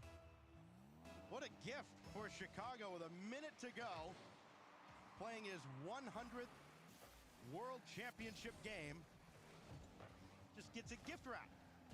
And that's how SSG get the opening goal. And if now, of course, you can almost sit on that. JNAPS plays the ball out, and yeah, now Space Station going to be very difficult to break down. 40 seconds. OG have got to find something big. First things first, they've got to get this ball out there inside the field, and the spread of the players isn't favoring them for that. Hoxer trying to style, double commit to try and get to that ball. Good challenge, though, from Com. They needed that. Nolly has some space. Com goes chasing down for boost. Not much coming from this just yet, but small wins for Oxygen, or for OG. Could very well put them in position. Oh, that's massive, though, from Chicago. Oh, almost had it there with the pre-flip as well. Down to 10 seconds, though. OG's got to go. Need the ball going the opposite direction it currently is. Down to 3 seconds. Got to get it across. Nolly onto him. No. JNAPS skied up there, and Com's going to have to read this. JNAPS will pressure. Here comes Com. Here's Nolly. It's not going to work out, and SSG off a deflection that goes off Nolly. And you don't really fault him for it, but that's how game one goes to Space Station. He knew he had to go. He knew that the pass was going to happen. The fact that Chicago just followed the ball the entire way was a massive shock to Nolly. So that is one that they are going to have to try and put behind them reasonably quickly. Here you go. Here's one more. Have a look. Nolly, again, realizes it. But Chicago's done it so well just to keep himself on the right side of that. And it is a laser beam. Well, unlucky for OG in the opener. They do get outshot 11-1. It's hard to say unlucky. I mean, they did not have did take one shot. any pressure. Com had the one shot for OG. Otherwise, it was Space Station Gaming. It was almost just OG trying to hang on forever. Yeah. And finally, I mean, I would take two more of those. But personally speaking, of course. Of course you would. We'll see when we get there. I mean, if it's a best of 5, is it cheap? Wouldn't you rather have it happen in a best of 7 to have every game go 1-0? I would take it in a best of 3 stacks. I don't care, okay? Give me the 1-0, give me a 1-0, and you know what? To top it off a good measure, give me a 1-0. But I'll only go biased for that if this one ends up being a 1-0 for Space Station. Before then, I'm unbiased. I'm now biased. I'm sorry, everybody at home. This is maybe the worst timing for it possible. Opening kickoff, 4 seconds in. And J-Naps just got caught with his hand in the cookie jar. LJ goes right over top of him. And it is Space Station Gaming. So what does that amount to? 2 goals in 1 minute and 4 seconds? And both to take a lead. Yeah, but only one more goal for the next 14 minutes 53, I reckon. I don't know about that. The way SSG might be heating up. I'm expecting an OT in there as well, just to really make me sweat. Does it really count if it goes to overtime? Yeah, because if the next one goes to OT, I need OG not to win it. Well, right now, OG would love to get one to the good, just to get on the board. Had that one go in off of Nolly. Love for him to get one into the proper net, just to get his confidence up a little bit. Never seems to be lacking for confidence, to be fair. Got that pass over towards J-Nap, so he's getting chased down. So instead, he goes headhunting, and everybody just comes up empty. Finally, Con will just take a shot. It's just off the mark, but he has an open net, and he'll clean up the mess himself. Well, I'll worry about that stuff later on. For now, Space Station needs to wonder how on earth they got bamboozled by the post. Hits it. The magic trick puts it away from them. 1-1. OG, with only their second shot of the series, have got it all tied back up. Well, welcome to the series, OG Esports. Now it's game on. Hoxer trying to factor into this play. Got it back towards Chicago, but he's knocked up into the sky. Now LJ, flip reset to set up Hoxer, and it's blocked out. Space Station are looking like they're getting more and more confident here. Realize that not only might they have to pre-jump in order to outpace OG on defense, but they actually feel pretty happy to. Hoxer a little bit too close. Chicago will be unchallenged for all of this. You can really see Hoxer loitering towards that backboard. He did this earlier on with 0 boost. Imagine what he can do with a little bit more than that. All the offense throughout this series has been Space Station. They now need to find the goals to go with it. You would imagine the player that we just saw on that ball, LJ, will be the one to provide the opportunities. Oh, that is such a harsh bounce. Up goes Hoxer. Com there just in time. What can Chicago do here? He might try to take that himself, but not given any quarter at all. OG very quickly onto him. You can see the pace just picking up a little bit now from both these squads. Of course, you really like to see that just as a fan of the game. Because listen, 1-0's exciting. 2-1, okay, it's exciting. Give me like a 5-4 game in there somewhere. Give me some old-fashioned Sam Rocket League. Well, he's going to try and at least play it down to a teammate. OG are very hesitant to pull the trigger. They don't want to ever send that second player forward unless they know they've got that big win. Unfortunately for them, they just haven't had that yet. I feel like it is a little bit hopeful to expect that they will.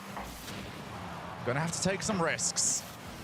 Com treks back yet again with Chicago for company. That pops out to LJ, whose touch He's made it very difficult to follow up on, even more so now that he's lost his car. JNAPS with Cotton far side. If I've spotted him, you already know the space station has spotted him.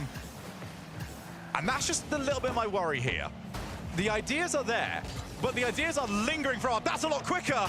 And that time, Space Station couldn't react, just about unable to get to that ball in time. Now watch out on the counterattack. Now Hoxer have this waterfall down, but swept out by Calm. There is more confidence on the side of SSG, and for good reasons. That shot's gone wide, so yeah, great timing. Shot on here is gonna get through, and Hoxer will break the tie. A team that is 2-1 against OG in the second half of the season now has a 2-1 lead on them. Yeah, Com's the only one with boost, so he's got to get something on that play. Ended up just chasing the ball around. Out of position by the end, and Space Station 2-1 to the better. Well, this might be a nice position for them to go to. JNAPS has got boost, pops the ball up high, and Com has outpaced them. They've gone for it, and Hoxer just lands on the ball. Now trying to counterattack, flicks the ball long. Com goes up, couldn't get the pinch against the backboard. That would have helped out a lot, but they have players in the right positions. And OG, their positioning is so good. I feel like their positioning is for like a couple of paces faster than their play has actually been. Come up on the final minute. It's got to speed up now for OG. Somebody's got to take a chance. Somebody's got to have a little confidence in their teammates' ability to win a 50. Hoxer had support from LJ behind him. What a stop. Coming up, boy. SSG went all in with a lead, and they're lucky that JNAP pushed that wide because nobody was going to get back for that. Space Station played that exchange at midfield like they were down a goal. And OG will wonder how on earth they have not got this back to 2 each. You're not going to get many more opportunities like that. 30 seconds on the clock. JNAPS with Com to his left-hand side. Chicago spots it, gets there. Hoxer now back up. Nolly is going to try and wait for his opportunity. And Hoxer is not going to make it all that comfortable to pick up on. Com waiting midfield. 10 seconds on the clock. Ceiling for the pinch. Couldn't get there. LJ takes control. Final countdown, OG's got to move, and that little flip over Nolly is going to make things real tough for OG. Pass. Oh, no shot at all. And Space Station survives another one-goal game. Twice. If there was any boost for Chicago, for JNAPS, they would have scored twice. Or equalized for the. Well, far be it from me to criticize anybody for missing an empty net. Just put a pin in that. You'll understand what I mean by the end of the week. But man, that one's going to haunt OG if they can't come back here. Now they must win 3 in a row to fend off SSG. I mean, hey, listen, going down to 0-2, it's not an immediate death sentence when you look at what's going to be waiting for you in the third round. But you do have a day to kind of stew on it for a bit. And then think about what would be coming in what's likely to be a fourth round. Oh, that one down in front. Hoxer's there. Space Station's up 1. But OG really could do about this being 0-3. I'm not necessarily the person to talk to when it comes to seeding, but you want to be towards that top side of the seeding. You want to be the best of those teams in the 0s, 2s at the very least. Get yourself easier matchups in the future. Allow yourself to make that run on Friday. Well, the last thing you want to do is just be a team that looks wounded going into those 0-2 matches, because the last thing you want to give a team like Limitless or Gladiators, especially Pioneers at the moment. Yeah, and Pioneers, the way they're going, is any amount of confidence at all. Pioneers not able to get across the line earlier on, but you don't want to be running into them. LJ looking for the bump. Nolly can't get there. Post is going to help them out, but only for so long. Hoxer makes it 2. 5 goals for SSG in the series, and Hoxer's got 3 of them. Far downski, and it just got across the line before Com could get there. And SSG starting to roll now. And again, with OG having only scored the 1 goal so far in this series, this looks insurmountable. And a clever kickoff from SSG. Can Chicago line it up? No way. They usually want a step extra on that one. Oh, good touch. LJ had his wits about him to try and get back when he did. That's the follow-up after the fact. It is taking all the sizzle out of this steak. Good challenge there from Com. get the feeling that they need to do this with a decent chunk of time remaining. You don't want to leave getting this first goal for a minute left. JNaps on the turn. Seems like a puppet on strings at the moment from some of these passing plays from Space Station. In field, Nolly powers it backboard. There's the miss from LJ. Calm drops it to Nolly. Will he play it back? Yes, he will. And again! It's always the pass, and it's been to the same player. They can't finish it off. How does it happen several times in a row? And then they're going to get punished for it? No, that one's saved away off of LJ. And now Nolly back the other way. But yeah, the passing just has not connected. That shot saved away from the goal line as well. OG have been oh so close, but this is Rocket League and not horseshoes. It's not good enough. Another infield pass. That one connected, but JNaps hit the crossbar. And OG have been just a tiny bit off, and it's just enough to keep them off the scoreboard. Oh, the bounce as well. Completely flummoxed Nolly. Gonna still be in position, actually. Couldn't get there in time. LJ on the breakaway to try and put this series away. Just couldn't get enough power on it. 2 minutes on the clock. Play to the far side. Nolly on the chase. Plays for the boost. Now they're gonna follow. Shot underneath, through the legs. Chicago can't get there. Got a little help as well, as JNaps finally just lines one up. Chicago jumping, anticipating where it's going. Well placed by Uncle Naps. Only the second goal for OG in the series. They need another to at least get themselves in position for overtime. Oh, here comes Hoxer, looking to try and re-establish. He almost found the bump, but they've got players hitting the post. Next one up, Nolly gets there in time to a com that was just landing on it. Any different timing, that one could have just been on target entirely. JNaps was pre-jump. Okay, well, I'm not going to question that one too much, because now you've got to get back all the way to your net. You can't afford to let another one go in here, OG, or it might be too much work.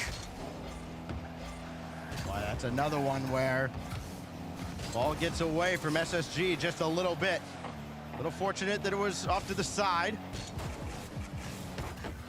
Oh, Chicago now has that kick right out in front. LJ tracking. This is brilliant here from Space Station. Just don't overcommit. Chicago, again, the exact same thing. Just take the ball and don't really play it in a dangerous position. If you can get yourself a goal scoring opportunity, that's lovely. But every air dribble kills so much time off the clock. Oh, the other problem, too, is OG's going to have to make a play, and that means taking a chance. Going in on a play where you might be vulnerable in the back.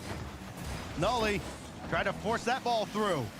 JNaps, fake, shot from Calm, slots it bottom right, and we're all tied. How do you have the confidence to fake that, JNaps? You're up against the time, you know it's dwindling away, and they still come. I'm leaving it. It's on you. Get us back into this game. OG2, Space Station 2. Calm has stepped up as a leader over the past several months on this squad, and he has rewarded that confidence. JNaps on target again, but this time saved out. Those shots are finding the mark now, and Space Station having to work a little extra to keep them out of the net. Oh, they're getting each other's way a little bit here. But one thing OG have not lacked for in this game, and the last one, is opportunities. Oh, they need to hit that ball. Oh, Calm bails his team out of trouble. On both ends again, but now here's LJ for the win with 12 seconds. You don't hit it better than that. You've got Calm, you've got Nolly, put it through the middle of them and put your team back up by 1. 12 seconds, OG, what response do you have? Do they have anything up their sleeve on the kickoff? Naps will chase it down, he's got plenty in the tank. Nolly underneath, JNaps headhunting. Here comes Calm, and it's just wide again! By the slimmest of margins, and now Calm has to reset. Got it through one. Hit it where they ain't. JNaps will do all he can. Needs a teammate. He's got Nolly, but now they've got no hope. And Space Station, it's a sweep for SSG. They got it done in the end. They got the result. And likes to play third man. if you're an OCE fan and take out the #1 team in the world. And our biggest issue they're as well with fucking- KCP was they that fucking they ended bending up this not team really over pushing right forward now, in that bro. They game ain't got 5. no They were being chance really in aggressive. They hell, got scared. yeah. Power.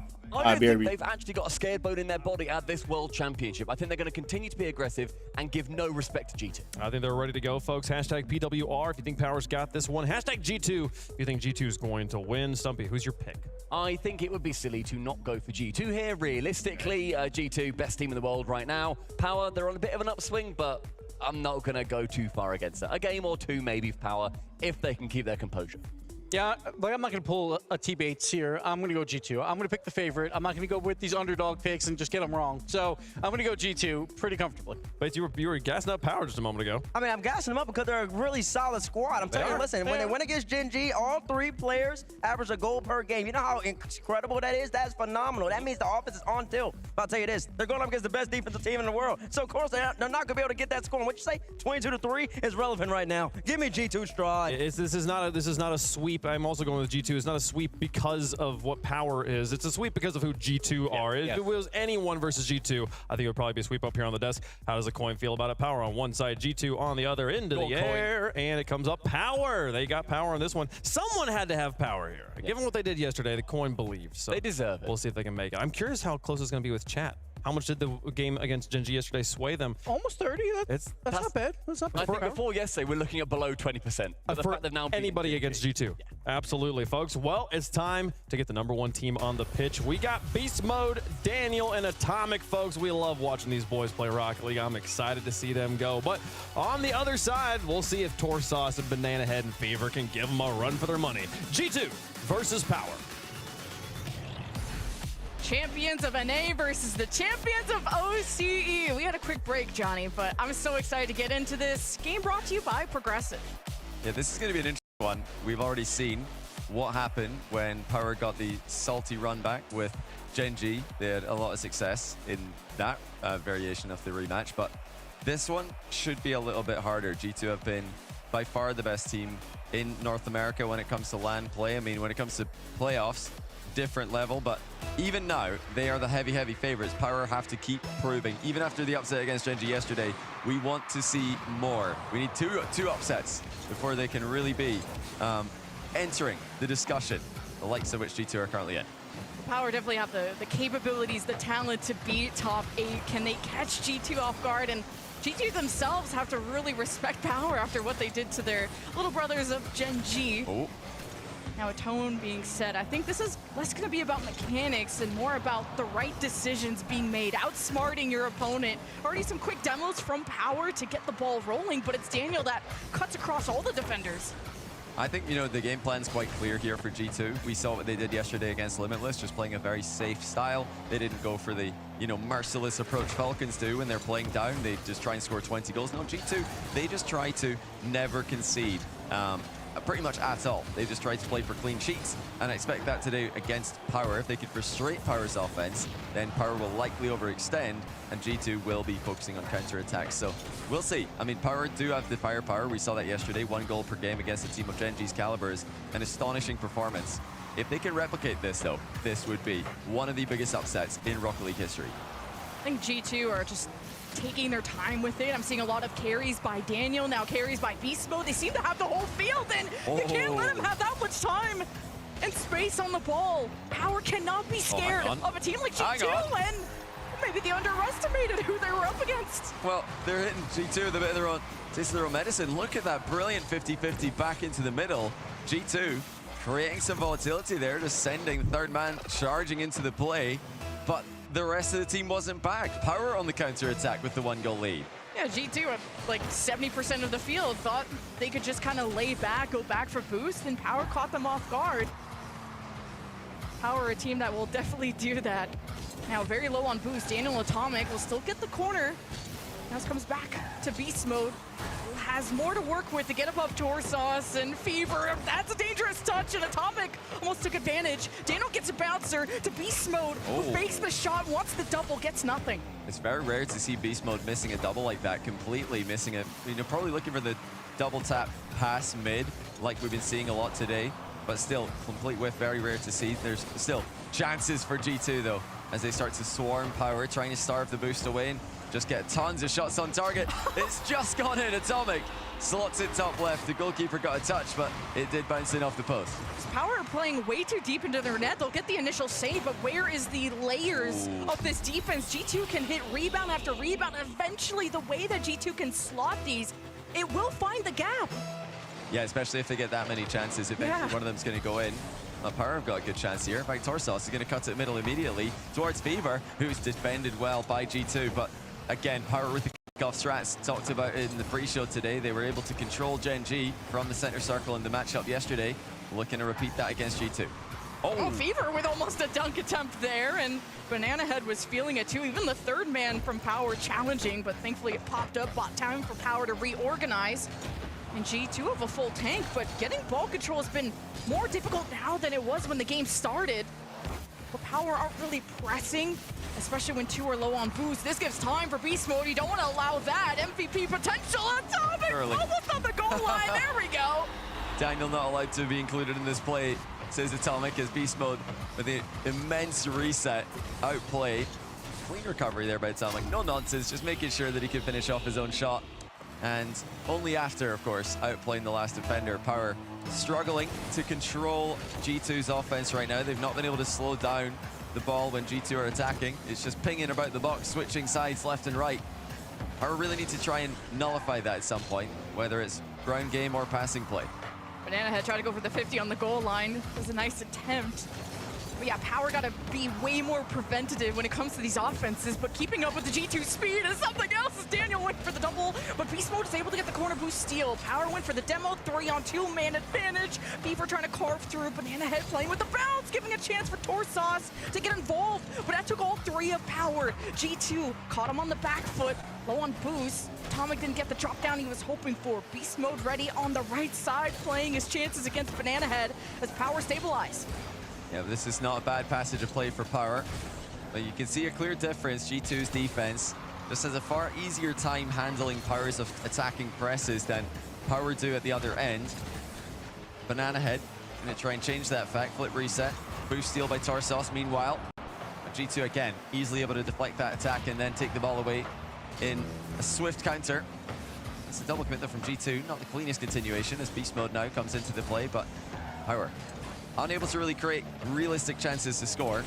Maybe this will be one though. Passing play in the final third. No, again, materializes for G2. No one going for the corner boost there. Torsos really prioritized not letting G2 get set up, and as a type of preventative play, now you got two G2 and almost no one in net. Power got back in time as G2 still are finding that perfect footing to get organized. I think G2 are known to be striking early, and they're still finding that perfect pace. Daniel, there's no stopping him though. He's just locked in.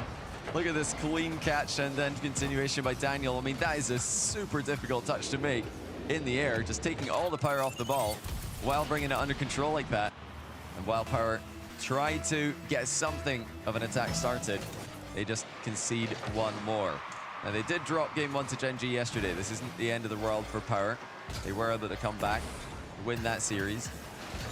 Clear issues early on, though. They're not able to break down G2's defense, and that has been the problem for a lot of teams this season in RLCS. G2, I think, unanimously considered the best defensive team, holding teams to low scores, even no goals sometimes, often. And in this case, they've only conceded one in game one.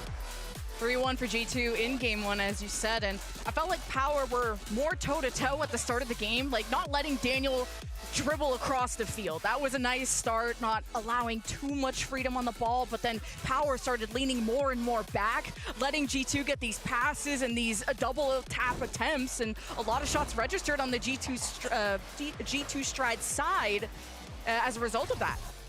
Yeah, G2 are really able to box Power in for a lot of their goals. The initial goal that they got, you know, there's just scramble after scramble, and Fever couldn't get a good clear on that. It was a bad touch by Fever to center the ball for the opponents.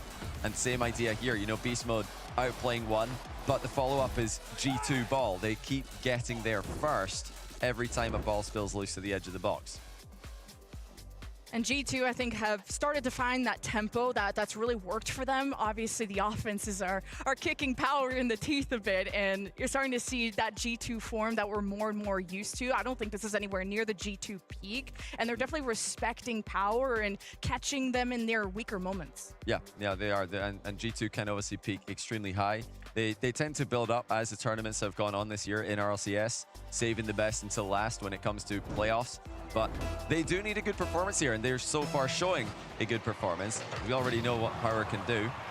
It's going to be G2 with a half-flip kickoff that Power utilized yesterday. Awesome to see all these teams utilizing this, just leaving the ball. And, you know, be careful. If you're going to try this at home, you do want to have comms. Because sometimes your teammates just get very confused and annoyed when you do anything that isn't meta. Yeah, G2 are just one of the most cohesive, structured teams, so them going for more and more demos, especially Atomic, tells me that they're trying to test what Power can do on the structure side. Are the gears still turning when they're a man down, and what decisions do they make in the moments of those demos? You know, I'm seeing Power try to respond with demo for demo, fight fire with fire, but G2 don't look as perturbed. Now Beast Mode plays the 50 against Fever. Daniel in the midfield. G2 swarming the net, looking for bumps, forcing Power to be really scared on their half. As well, Beast Mode has yet to really show up with his London major form. Daniel has started brilliantly for G2. He's been leading the attack a ton and getting involved in offense. Just looks so focused. I mean, he's an experienced young player now. He's, you know, still considered one of the young prodigies of NA, but he started off so early with his pro career that he's actually been around for a whole long time now. And the experience is showing, no more so than in the grand final of the London Major. He's able to lock in and dominate in the biggest stage. Yeah, G2 aren't like going past Daniel when he's on these dribbles. They're really expecting the 50 in the midfield from Power, and Daniel mainly when he does go for these dribbles will have someone below him to play off of that 50. Now Fever and Torsos, Atomic intercepts. Banana Head has the beat on Daniel, but just to get the ball to the corner, it's a nice bouncer to Fever, but not on target. I think, yeah, Fever can just hit top bins there. There's nothing Atomic can do about it. He was 0 boost on the goal line, no momentum. It's rare to see G2 in those positions. They focus a ton on boost with their gameplay, their defensive gameplay, their offensive gameplay. They're very, very boost dominant and boost focused. Oh, what a dunk. Oh my goodness, it's just in. Banana Head. For the second game in a row, it's going to be Power opening the score, but how has Banana Head got a goal here? Wave dash, and then just a random flip into the ball that G2 didn't expect. He dunks over two. I feel like G2 are getting a little too comfortable, like just judging based on Atomic waiting for the corner boost and kind of trying to find himself in the middle of that, to Daniel back passing to his own back wall to dribble across. Like G2 feel like they're dominating. I think G2 correctly knew that Banana Head was out of boost there. They probably calmed it, and they're going to tie the game. Surely, no, it's a heroic save as G2 failed to equalize the score. Power with the defensive stand. And G2 have got a lot of the game to play with. This is going to be a tough hold if Power are going to win by 1. Not a lot of aggression from Power, at least it's very regulated at the moment. They really want to be sure when they push, and did Daniel just save it? I don't know who hit that. They might have tried a mid-air passing play there. I mean, it almost worked. G2 have been known for those mid-air passing plays, hitting the ball back into the player who's just knocked it forward. Power have always got to be on the lookout. They might have to just commit 2 players to these aerial plays. We saw that earlier on, Team Secret against Pioneers, the other Australian team. Sometimes it's that air dribble bump that takes 1 player out of the game, leaving the ball open. You just need to send 2. The double commit often a criticism, even in pro play. Sometimes it's necessary. It was a great 50 by Torsos to just get the ball rolling for Power. They're up 1, but you're going to need a whole lot more than that against G2. Beast Mode playing deep, hoping for the long pass, and Power are trying to play a step ahead. All 3 of G2 with their backs against the wall, with Banana Head trying to cut through. But through all the cooks in the kitchen, I don't think so. Well, this has been a much better game for Power. They're breaking free of defense with far greater success. It's been about finding the right touch. Oh, what a pass, and the redirect is good. Beast Mode's going to be there to save it. But those are the kind of passes that were not there for Power in game 1. They were just giving the ball away with soft clears over and over again. Now they're finding those outlet passes. They're, more importantly, presenting those passes. They have players upfield for them as Beast Mode ends up on the wrong side of the ball there. Final minute, Power still holding G2 to just 0 in game 2. Gotta watch Fever with these 50s too. If Power can just force it to his second man, but now Torsos could be overwhelmed and made himself big on the post. Made the most out of that 1v2 situation. And Atomic even gets pressed by Torsos, stealing boost. G2 have all the time in the world, and look at Beast Mode go. What a pass, Beast Mode, pre-jumping off the sidewall in front of Daniel, who completely nails the lob pass.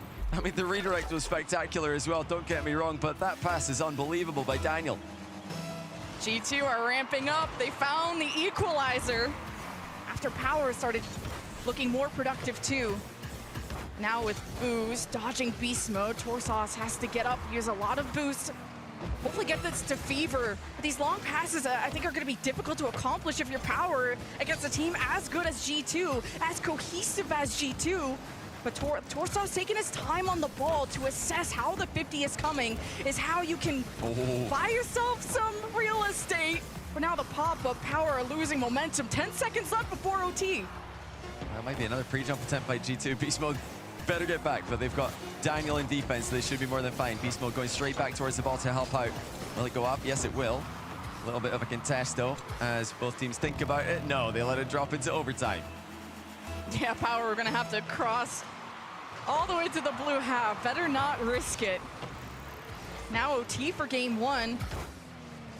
Just weren't sure what side of the coin you were going to get from Power and how much of a dent they could put into the armor of G2. One of the favorites to go deep into this tournament, into Worlds, if not win the whole thing, as Banana Beast Mode tries to go for the high 50, now collides into Atomic. The team pinches third man from G2, kind of is gonna leave this, as Power have these opportunities where they could really attack the ball, but they leave it. There have been a couple of uncharacteristic whiffs by G2. Beast Mode in the last game, Daniel right there. And, you know, against a team like Power in their current form, you cannot afford to make those mistakes. Luckily for G2, Power did not expect them to happen. Weren't there to punish. Torsos couldn't get in the end of that clear. Now here comes Daniel. He's past one. He's gonna try and get past the second, drop it down for Beast Mode. And there it is. It's the passing of Daniel. It's been the difference. G2 win in overtime. What a masterclass first. One defender dodge, two defender dodge, whip from Banana Head. Torsos is like, I can't stop him once he's in that position. There's no saving that. 1 minute gone by, OT for G2. I mean, it's just terrifying. Daniel, at any moment during that air dribble, he can just land a reset on demand. That's the problem that Power face. They have to go to the ball because they know that if they don't, Daniel's just going to get his flip back. But when they go to the ball, he moves it, forcing the miss. And now Beast Mode comes in again to get goals. I mean, Beast Mode just immediately pouncing on both his chances this game. Max speed, no delay. We're going back to the opening goal where G2 probably knew Banana Head had no boost, but forgot that he could flip to gain speed, I suppose. They didn't flip to block his dunk. Yeah, he's shaking his head there thinking, what is going on? Why is that a goal? Oh, wow, G2 masterclass with that second goal, and likewise with the third. I mean, Power have got players up. They're trying to block the direct path that Daniel is threatening, and in doing so, they just leave another angle of attack open. Very pass heavy though from G2, especially in the air, and Power are still contesting that, but if they don't, once they go in the air, you really got to be committed to the right spot, because especially that last OT goal, you had two people try to put a hand up, both didn't make contact. And if you let G2 get that close to your net, there's nothing stopping them. So Power definitely quality opportunities on their offensive front, but they got to be sure on these 50s, especially in the air. Yeah, I mean, well, Power, they've shown their level at this tournament between yesterday's series and this one. This is why they're such a respected team in practice. You'll hear a lot of pros have high praise for Power when it comes to scrim results, and they haven't really been able to replicate that in the big games on LAN this season. But this is, you know, so far a respectable performance by Power. You know, we keep saying it whenever the underdog is holding the favorite to overtimes and one-goal games. But they'll think, based on what they've seen so far, that this is honestly winnable. They've seen weaknesses. Oh, you can't let Daniel through like this, though. Torsos misses his interception. And, of course, Daniel's there to finish. It's the defense and just their control in the air. Power can slip up in those moments, and G2 now know also how to curve around it, know what they're going for, and how to counteract that. G2 are some of the masters at at flying into the air and being comfortable in those positions. And if G2 can keep forcing the plays to be in the air like that, where Power seem to be uncomfortable, then I guess this is where G2 are going to thrive. I mean, G2, they've had flashes of brilliance in this series. It's not been the, most consistent performance for them. And that's maybe even more scary for all the other teams in this tournament. G2, not even on their best day, still getting world-class goals in every game they play. And if they can, continue to do what they've done all season. Oh, hold on. Torsos, double tap. Where did that come from? It's 1-1. Never mind G2 and their continued improvement throughout tournaments. Look at Torsos rolling back the years and drilling one through. Just a great launch, but getting so high up on the ball was everything, and would have had a great recovery nonetheless. Ties up the game. Torsos off the solo play. Again, quality is all that matters for Power. Now Banana Head against Beast Mode, misses that off the ceiling. Deals with it well against Atomic too. Look at Banana Head go, a 2-on-1 to put Daniel on the edge.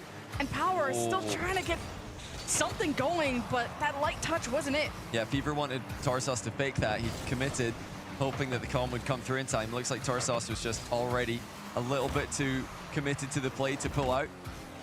Power playing with confidence. This is the sort of regain that OCE's been lacking all season, and it's promising to see it happening now against NA1 seed, defending major champions. Torsos ground double tap now. Beast Mode respected it and stopped it. Yeah, Power feel like they're going to lose the 50s, then try to dodge them. I'm seeing more kind of delays with Power to really think through their approach and slow down the pace of play to somewhere they're comfortable. Now Beast Mode, shot on target, Fever makes the save, and Banana Head helps him follow up. Tommy tries to back pass, but now Banana Head fights him for it. Now it was almost a counterattack opportunity. Well, that's the great cover by Power. When the bad clear comes in, teammate is there to help him out, because sometimes it's difficult to get a good clear when you're making a tough save like that. Having someone else in the area to help save it, that's what Power need. Now half the game to go. G2 continuing to test Power, just knocking more and more shots at the backboard. Power composed, dribble the ball out of defense. Daniel with not a lot of boost. He could probably score from here, knowing him, but he decides not to. Even attempted shots on target. G2 are just taking the ball on the scenic route right now. Just throwing at the left wall, the ceiling. Let's take a look at what's happening over here. Never a rush when G2 are attacking. They're quite happy to take their time. Yeah, Torsos played the 50 instead of trying to intercept the pass, and I think G2 are waiting for the pawns on the chessboard to move before acting, and it really is going to be a mind game between G2 and Power of who's going to make the correct move, and is it still going to be checkmate for G2 as Beast Mode is now just Goomba stomping Banana Head. Torsos with the back hit there still will not touch G2. I love the pace by Banana Head. Power for large parts of this series have been able to match G2's speed, which is incredibly impressive for these guys who've shown so much improvement throughout the year. Oh my goodness, Torsos finds an opening and he slots it past G2. They just fell asleep for a second. Atomic and Daniel in no man's land, and Torsos puts it in. Just a quick lapse, but that puts Power within, or G2 I guess, within striking distance at 1:35. As Power, okay, now Beast Mode forced to make the save, but he almost got shoved. G2 gotta wake up. It is still series point, but Power are up, but for how long? And it's just an open net for not much longer, I guess. Beast Mode demo on third with perfect timing. Fever got taken out of the play as the ball came over the top of the other two players on the Power lineup. And Beast Mode's there to dunk it in just to make absolutely sure. 2-2. Now, this is a massive game for Power. Even if you don't believe in the reverse sweep, every game matters in Swiss. If they can get a game here, if they can get this game, then their next round match could be a whole lot easier. Yeah, I think Power trying to make a play offensively that close to the net. It's been tough. Sometimes it takes a shot from the midfield like Torsos did, or just a lucky dunk. I don't know. But Power don't have a lot of options, don't have a lot of time, but they gotta throw everything at G2 to even slightly make them uncomfortable, and I don't even think that's the case for G2. They don't look too scared or worried. That dunk was close as Banana Head waits for his moment to shine, and Fever does not want to let this midfield free, and the demo will open it up. Yeah, it's disciplined play there by Atomic, not to panic, just let the ball roll across this goal line in front of him. I know a lot of you watching back home, myself included, I would probably have own goaled that. Let's just admit it. It's too tempting. You just got to hit the ball. 30 seconds before OT hits. Torsos sees a free ball, and Beast Mode will 50 it, and it's a miss from Power. You gotta be careful. Your third man of Banana Head had to make contact with the ball, and you do not want to give up an open net at this time. And Torsos Banana Head trying to bulldoze the net. G2 will hold the wall. It's Torsos to Fever, gets away from Daniel. The double touch. The net wins in! Fever with a goal of the tournament contender. Sidewall double, skims in off the post, off the G2 defender who had to try and post pitch to save it. They thought it's going in off the post. It did. What a shot by Fever. Gonna watch this kickoff though at 5 seconds left. G2 go to collect boost. All three have it. Gotta stop Fever. Easy for Daniel. Free ball. Beast Mode 50s to the side in front of the net. Banana Head is hunting. It's Beast Mode looking for bumps. Fever gonna put a hand up. Torsos collides two. Double commit. It's up to Banana Head to get this down, and Power take a game. Power are here to play. This is becoming a little bit too hard to believe for all the NA fans especially, and all the Rocket League fans around the world who thought this was going to be a 3-0, who thought, how on earth did Gen G lose to Power? Well, this is how Gen G lost to Power. They are a different Power than the one we've seen in previous LANs this season. They have stepped up their game. The confidence is at an all-time high, and Fever just hit an unbelievable winner in the closing seconds of the game. Let's take a look at Torsos, though. He scored the first two goals. The double tap off the backboard. Open net past G2 as they ended up in no man's land for the second goal. But it's all about Fever for the third. It does seem silly to call Power an underdog, but at least in this match they are. And after they obviously upset Gen G, G2 have to keep their eyes on this, because if you give time, I think G2 gave Power a little bit too much time. G2 went to get boost, and Power is, when they have time, they just... Was that the reaction to the Fever goal? What on earth? I think if Fiber scored that, he would have just started knocking over the walls behind. Like, the roof would have come off the building. Like, he was like, nice, good goal. Yep, nice. That's exactly what I tried to do. Easy peasy, no biggie. Calculated, obviously. But what's the plan now in Game 4? Power still trailing the series. Match point still for G2. The G2 know maybe they can't award Power too much real estate. They may still have to send someone to contest the play against Power. You never know what they're up to, and that's just the beauty of watching an OCE team play. Nice cut of rotation there by Atomic to try and surprise Power's defense, but Power's defense is looking more and more calm with every passing game. Here, Game 1, they were panicking pretty much every time G2 touched the ball. Game 2, much better. Game 3, they win it, and they managed to really pass the ball a lot more in defense, get those successful 50-50s that were lacking earlier on in the series. And they've not really let go of their offense either. They are sending, that was a pre-jump on the attempted infield pass there. I mean, they're really going for it with every attacking play they get. Power like sharks. They're just surrounding G2. They have to go from one side of the field or one side to the other to get away from them. Bit of a miss from Atomic. Beast Mode played close though. It's gonna take a lot to score against G2. It's Atomic to 50 towards the crossbar. It's a heavy bounce, giving a moment for G2 to breathe, and now they're all locked up on their half. Torsos shoving Atomic out of the way, and Banana Head scores! Banana Head just rolls it through. G2 need to hit the gym as multiple 50-50s go straight through them. Torsos and Banana Head just muscling it through to open the scoring for the second game in a row. Oh, Power having a good time. That's all it takes. Unified effort. If G2 are there, they will remove them by force if needed.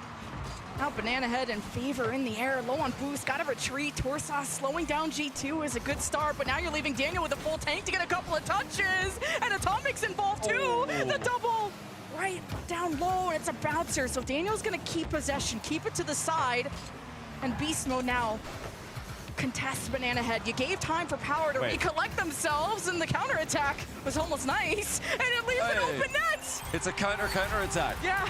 So G2 tie the game. Torsos tried to redirect that past Daniel. Daniel just comes away with the ball and scores at the other end.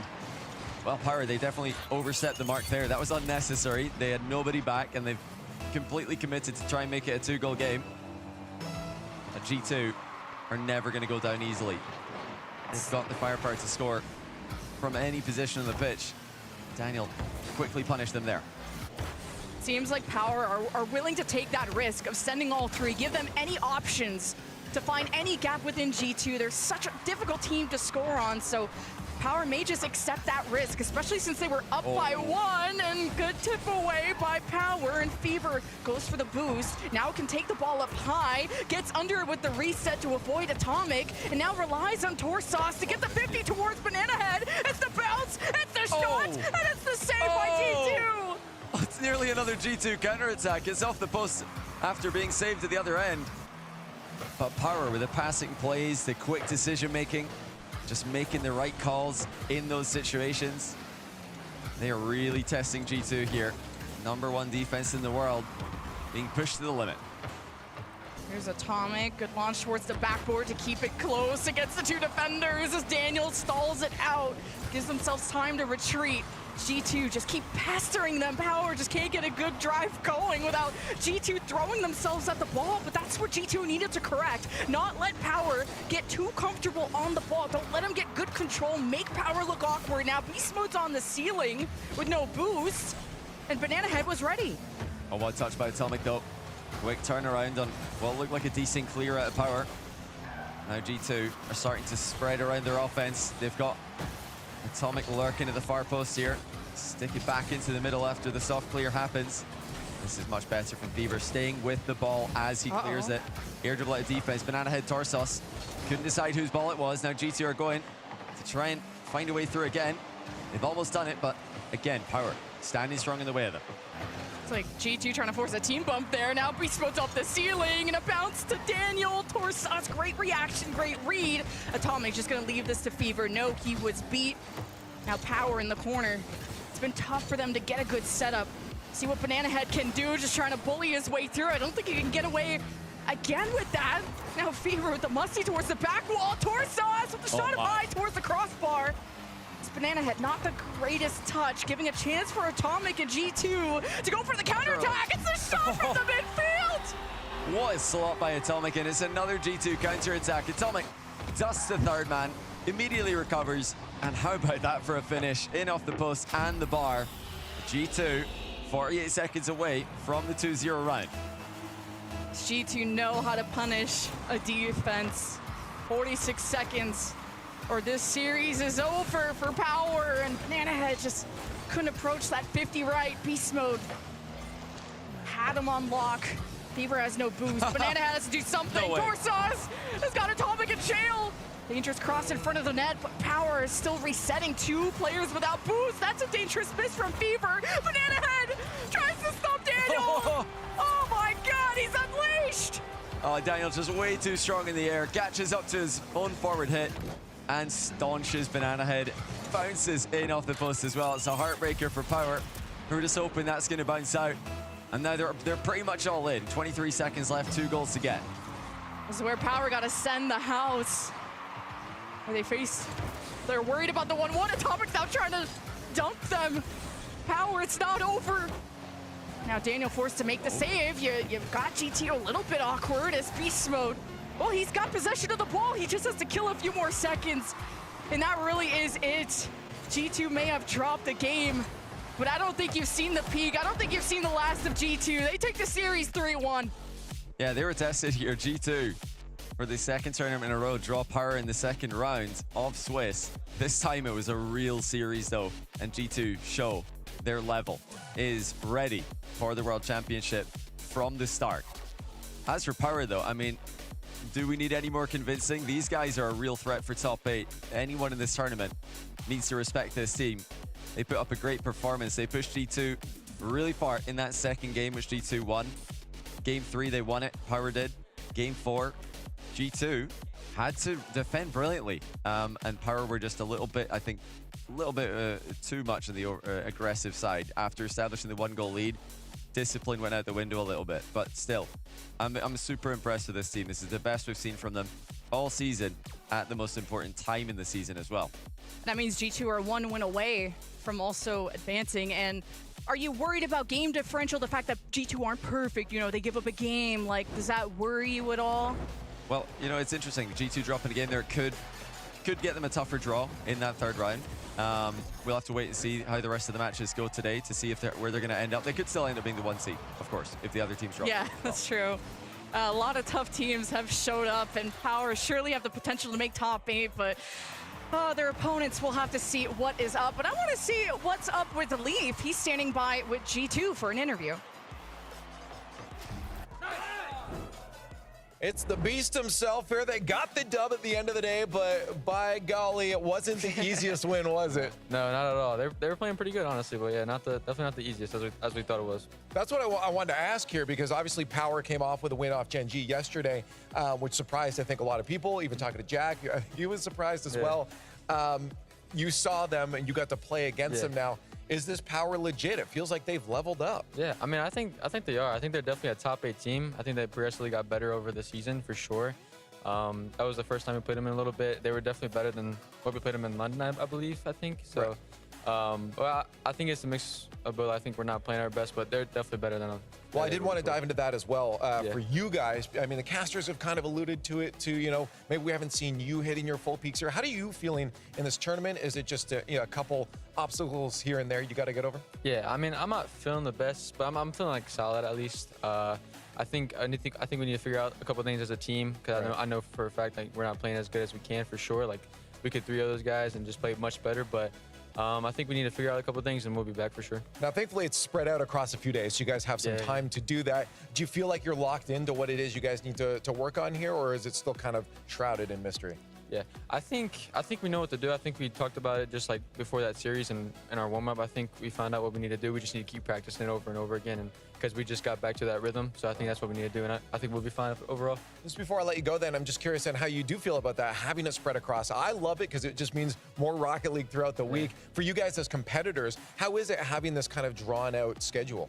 It's definitely different, but it's nice for like things like this. If we were playing good, I would say like it's whatever. But I think since we're not playing our best, it's definitely nice to improve and just focus on what we need to, because we have lots of days to focus on that. So I think I like it, honestly, overall. And I guess I actually have one more. I just thought of. I wanted to think about is because you said there's some things to work out.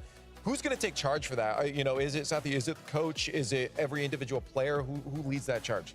I think it's overall everyone. I think we all work together as a team. I think, which some teams do not. I think that's kind of a downside that they have. But I think we all just talk with each other and just it's important learn from each other and just share our honest opinions. Because I feel like that's the most important thing you can do as a team. So yeah. Got to be real with it. If you're not real with it, you're going to lose. But you guys got the dub today, so congratulations on that one. And hopefully, again, you guys figure out what you need going forward there. There's Beast Mode and more Rocket League coming your way. Ooh, it's an EWC rematch. Falcons versus BDS. The question is, can Falcons overcome the enemy on the other side? We'll find out soon.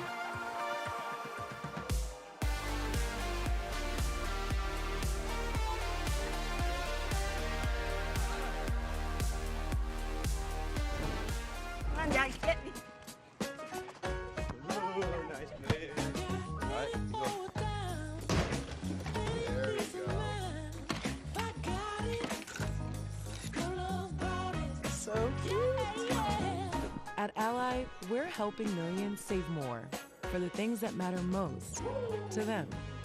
Whatever you're saving for, we're all better off with an Ally. Get back to work. Oh.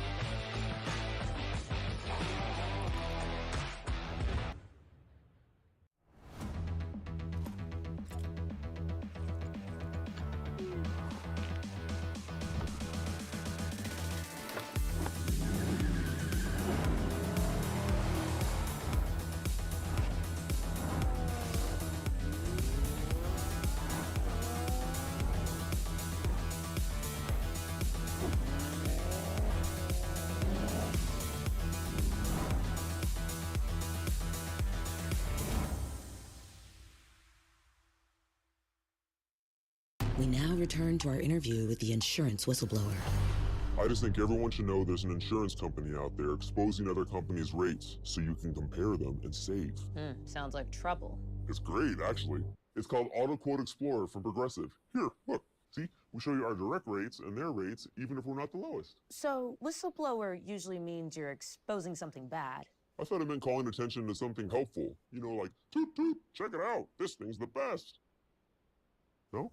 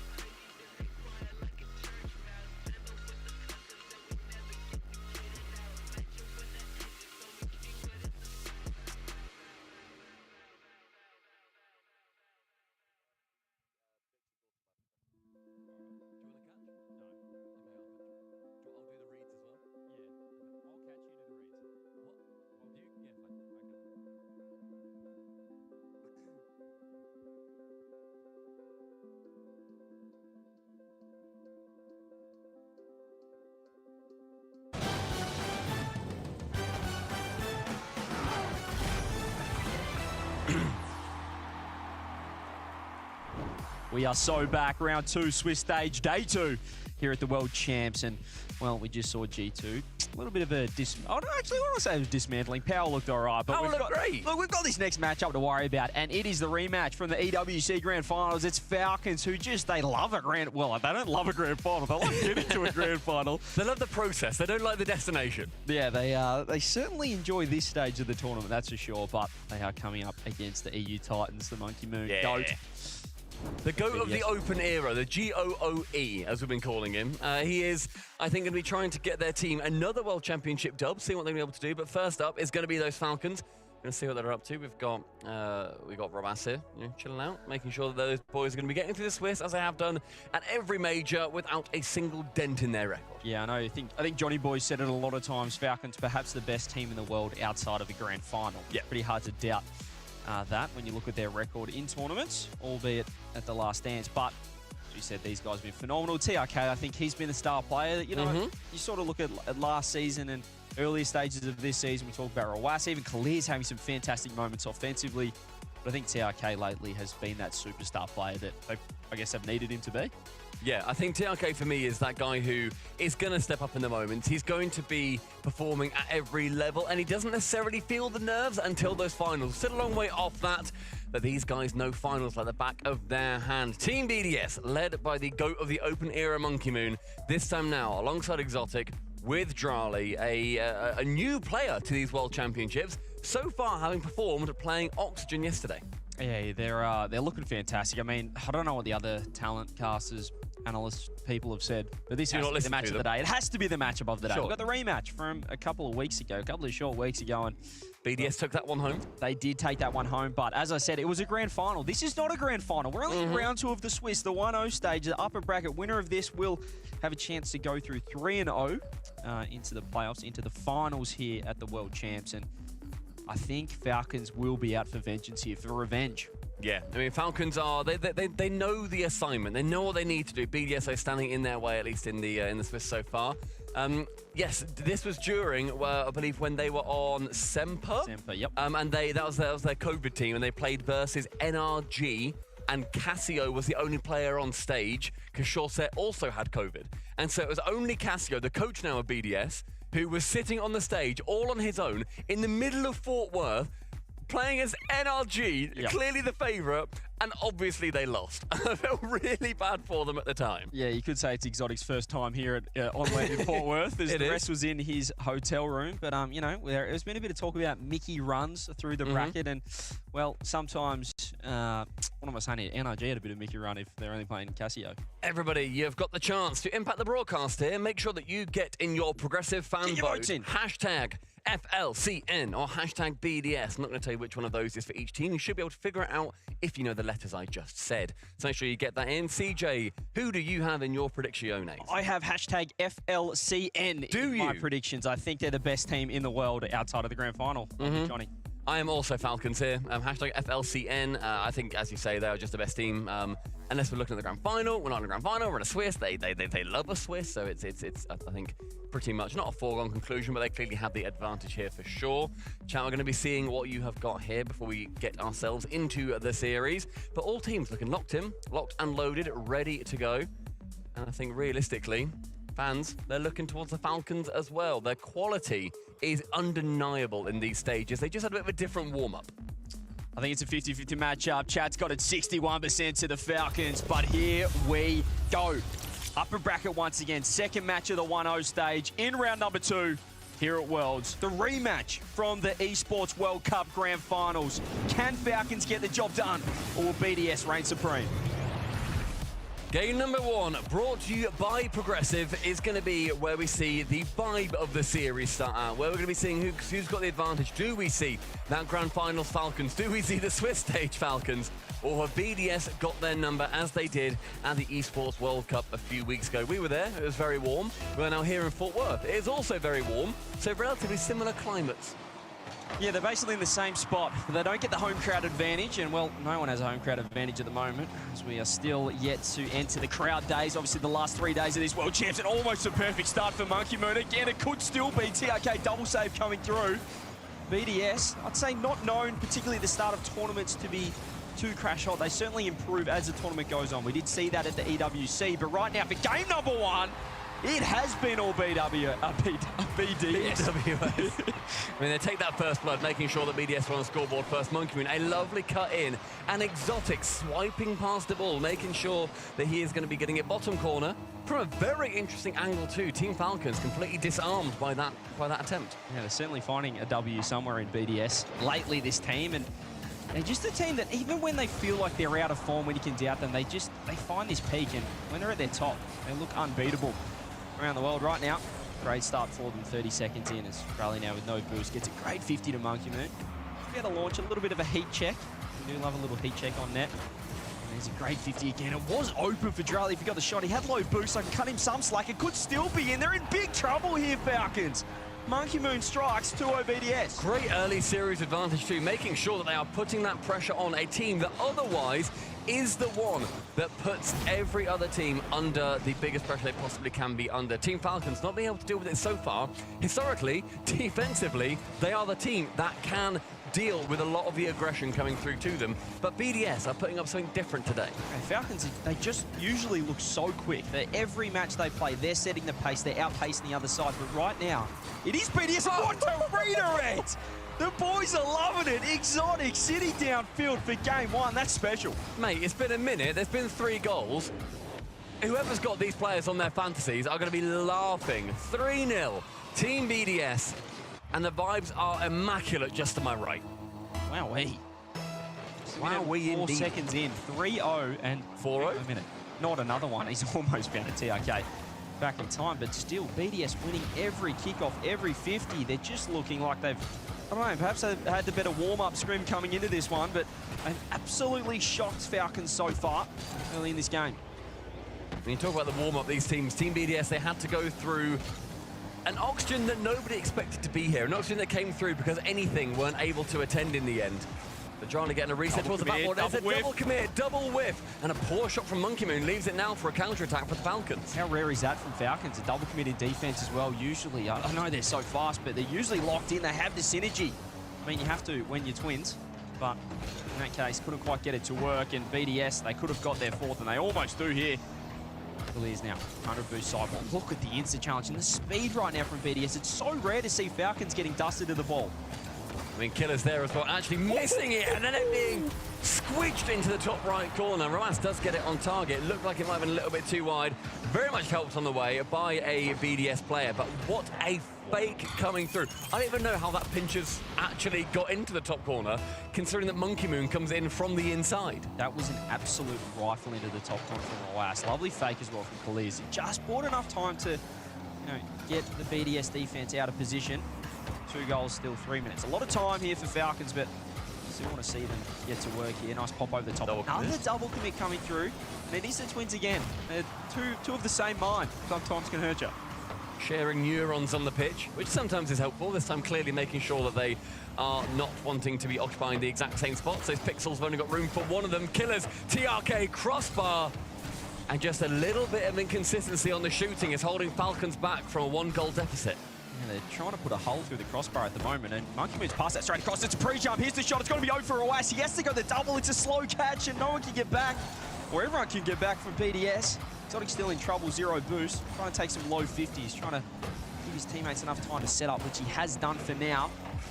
That just wasn't quite the touch. And that is a terrible touch from Monkey Moon. The demo double save. He had to come up huge and does. That is a very lucky chance. A poor shot coming through from TRK. And BDS, they've got that lifeline still. They've got 2 lifelines, in fact. TRK popping high, going for a bump. Monkey Moon's going to be there. A reset from Roas, but he falls too far away from the ball to use it. It's now Charlie left-hand side, midfield. Is going to see TRK take it into the corner.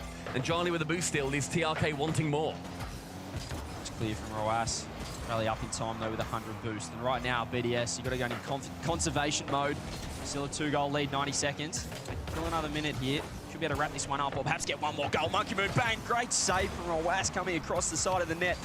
Helping out TRK in net with the flick as well. More 50s in midfield. Falcons trying to push. They know they've got to go now. So far, I think BDS will be thanking their lucky stars that they've got the pressure.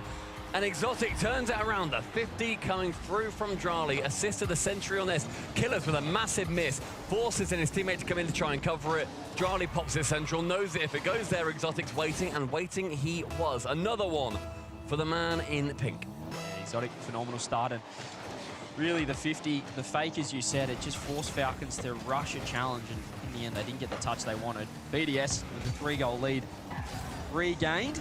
Looking like they should be able to lock this one out. It's a great infield pass. Please able to stop that one. Certainly Falcons look like they've settled, but hopefully that 3-goal lead in 1 minute could be wraps for a game. I mean, the capitalization on chances has clearly fallen better for BDS, and Monkey Moon swiping yet again in front of the net, making sure that as soon as Falcons do get a decent chance towards their side, they do get shut down. Maybe just a little bit disheartening to see that, okay, we're growing into the game, and yet they still can't secure a goal till TRK finds the ceiling, doesn't quite find Drali, instead goes to the ball and goes half the halfway line, a reset, but Killers is patient, and a backflip calls his twin into action. So I thought that's a very rare miss, but clearly intentional that time. Drali with the pop, TRK regulation save. He has run out of boost to get the follow-up. He'll be able to land on it though, Monkey Moon in there, and that's been the difference right now, the midfield game, and look at Exotic! 4 goals against Team Falcons in the first. That is something a little bit saucy from the back wall. The redirect in Roas's blind spot, thinks he can take that to the back corner. Exotic is waiting, sniping, poaching, and setting up a 4-goal lead. Team BDS, game 1, going very firmly in their favor. They've absolutely smacked them there. I mean, it looked like Falcons could stage that comeback. They got the first goal on the board, brought it back to 2. A little late one here for Falcons. Perhaps some respect earned, make the margin look not as scary as it once did, but wow, what an impressive start from BDS. I think it comes down to how they've taken their chances. How BDS, when they had an opportunity to shoot, they went for it. They went in front of the net, they just take a shot. They put forward a heat check towards Falcons. Falcons could not deal with that. They got 3 in around a minute. Falcons, when they had some chance, they just could not put them on target convincingly. It's going to be at least a 3-goal lead for them, or rather a 3-goal win for them. It's a lovely double. Crossbar is going to thwart them on that chance. BDS, they were pretty loud for the first few, then seemed to calm it down a little bit, realizing maybe this is going to be a repeat of the grand finals. And Exotic can do this as well. Just have these pop-off games where, you know, if you've got him in your fantasy team, you're absolutely laughing. 759 points and 4 goals, if you don't mind as well. 4 goals, 5 shots, by the way, shooting at 80% in game 1. Credit to Monkey Moon as well. A hat-trick of saves and assists, doing it in the defensive half. But BDS, as we said, just looked like they were ready, they were warm, they were outpacing Falcons, which is an indication for me that Falcons not quite as warm in this one, because, I mean, it's very rare to see them get outpaced. I mean, of course, it was very different warm-ups too. We saw that Falcons went through, I believe it was Gladiators a little bit earlier on. That was yesterday. But now BDS going through that Oxygen team. BDS, though, CJ, just clearly faster and a little bit more clinical with their finishes. 100%. They're just looking on song right now. And, I mean, maybe the confidence, obviously, they just beat them up in the Esports World Cup Grand Finals. So perhaps the confidence coming out of that one has really shifted this matchup. As I said, I predicted Falcons just based on previous form, based on form outside of Grand Finals. But, I mean, you look at the head-to-head, and that is all BDS for that last match. And it was dominant. Right now, it's looking dominant again. It is only a best of 5 as well. So they really need to step up. They need to get going. You don't want to go 2-0 down and have to reverse sweep one of the best teams in the world. Game 2, though, kicking off. BDS, can they get that same form? 3 goals in around a minute. It's going to be everything the Falcons want to avoid. BDS, though, attempting to re-attempt history. Drali going for a very brave free jump on that one. Exotic taking the ball away from Monkey Moon on the backboard. He finds himself a bit awkward, but with no real pressure coming in from Falcons, the ball abates and heads its way over towards that blue side. Monkey Moon trying to get a 50. Killers has done well on that one. Able to beat Drali, though. Does that 30 booster, almost swipe that one across net. But again, it's been a rinse and repeat from game number 1. These kickoffs have gone the way of BDS. It's so crucial. Just gives you so much momentum and boost control, pressure, everything in between. It's Monkey Moon now misses the double, leaves it for Exotic. Back down to Monkey. They're linking up well through the midfield. Good Monkey delay. now just throws one on net, little heat check. Still forces 2. Rawas didn't commit, but you can just see they're not as trusting right now, Falcons. I mean, he didn't commit, but he still used boost. He still burned something. There were still some resources that were spent to achieve a nothing action. That ball just by kissing the ceiling. Drali wanted to punch it netward. Monkey Moon on target. Rawas, though, confidently and calmly into the corner. Drali is wanting to swarm. Make sure, again, Falcons are not comfortable. No one to challenge at Monkey Moon. The GOAT of the open era scores a screamer. You simply cannot give this man this much time. Look at this. It's a free play double, for goodness sake. TRK is not on the backboard in time. He's got no boost. And Khalil's, well, he just had the best view in the house for that double. And we looked, I've been looking at scores through the EWC Grand Finals. In no game did BDS score more than 2 goals. They got 1s and 2s across the board, no matter which game they ended up winning. Falcons, however, won with 6 goals in game number 2. They have been on the other side of it. They have smashed BDS. This time, them at World, BDS have clearly flipped that script around, and they are making sure that they pummel their biggest opponents into the ground where they can. Crossbar dented, BDS clearing. Perhaps this is just the new, I'd say the new form of BDS. I mean, we know that they can do this, but this consistency is unusual. Whoa, it was an own goal into a beautiful save from his teammate's shot there, Falcons. They're certainly rattled by this pressure BDS is providing. They're looking so on song. Even these link-up plays through the midfield have just been so dominant and forcing these rush challenges. It's another whiff as Falcons find themselves pretty low on boost. They have to try and reassemble. BDS really don't do much with the clears either. It does stay in their orange half. Monkey Moon, though, into the back line, forces clears to go for something. And honestly, these repeated question marks towards their net are a brilliant idea because Team Falcons don't always have the answer. Yeah, look, it's a comfortable save from Khalil, but what it's done is it forces him to use so much boost to get up onto the backboard in the first place. Usually Falcons, they've got a teammate there to deal with that one, and really this boost wastage from Falcons means they're in net so often, they're losing all the pressure. They're not able to get any pressure at all. Maybe some of these demos can help, but again, Exotic, even with 0, able to work it in the midfield. It's going to be the difference maker too. How can you perform on that low boost? So far, we've seen Falcons do not perform on that low boost kind of situation. BDS, at least in that microcosm, were able to clear it away. Exotic in particular. Exotic now with a lot more boost in that moment. Can't quite challenge versus Killers. And a pinch takes it high. More awkward plays for Falcons. And Drali, the only one up, you have to cover the double. TRK on that chance does, but then has boost stolen away from him by his teammate. This counter-attack will not lead to too much, I can't imagine.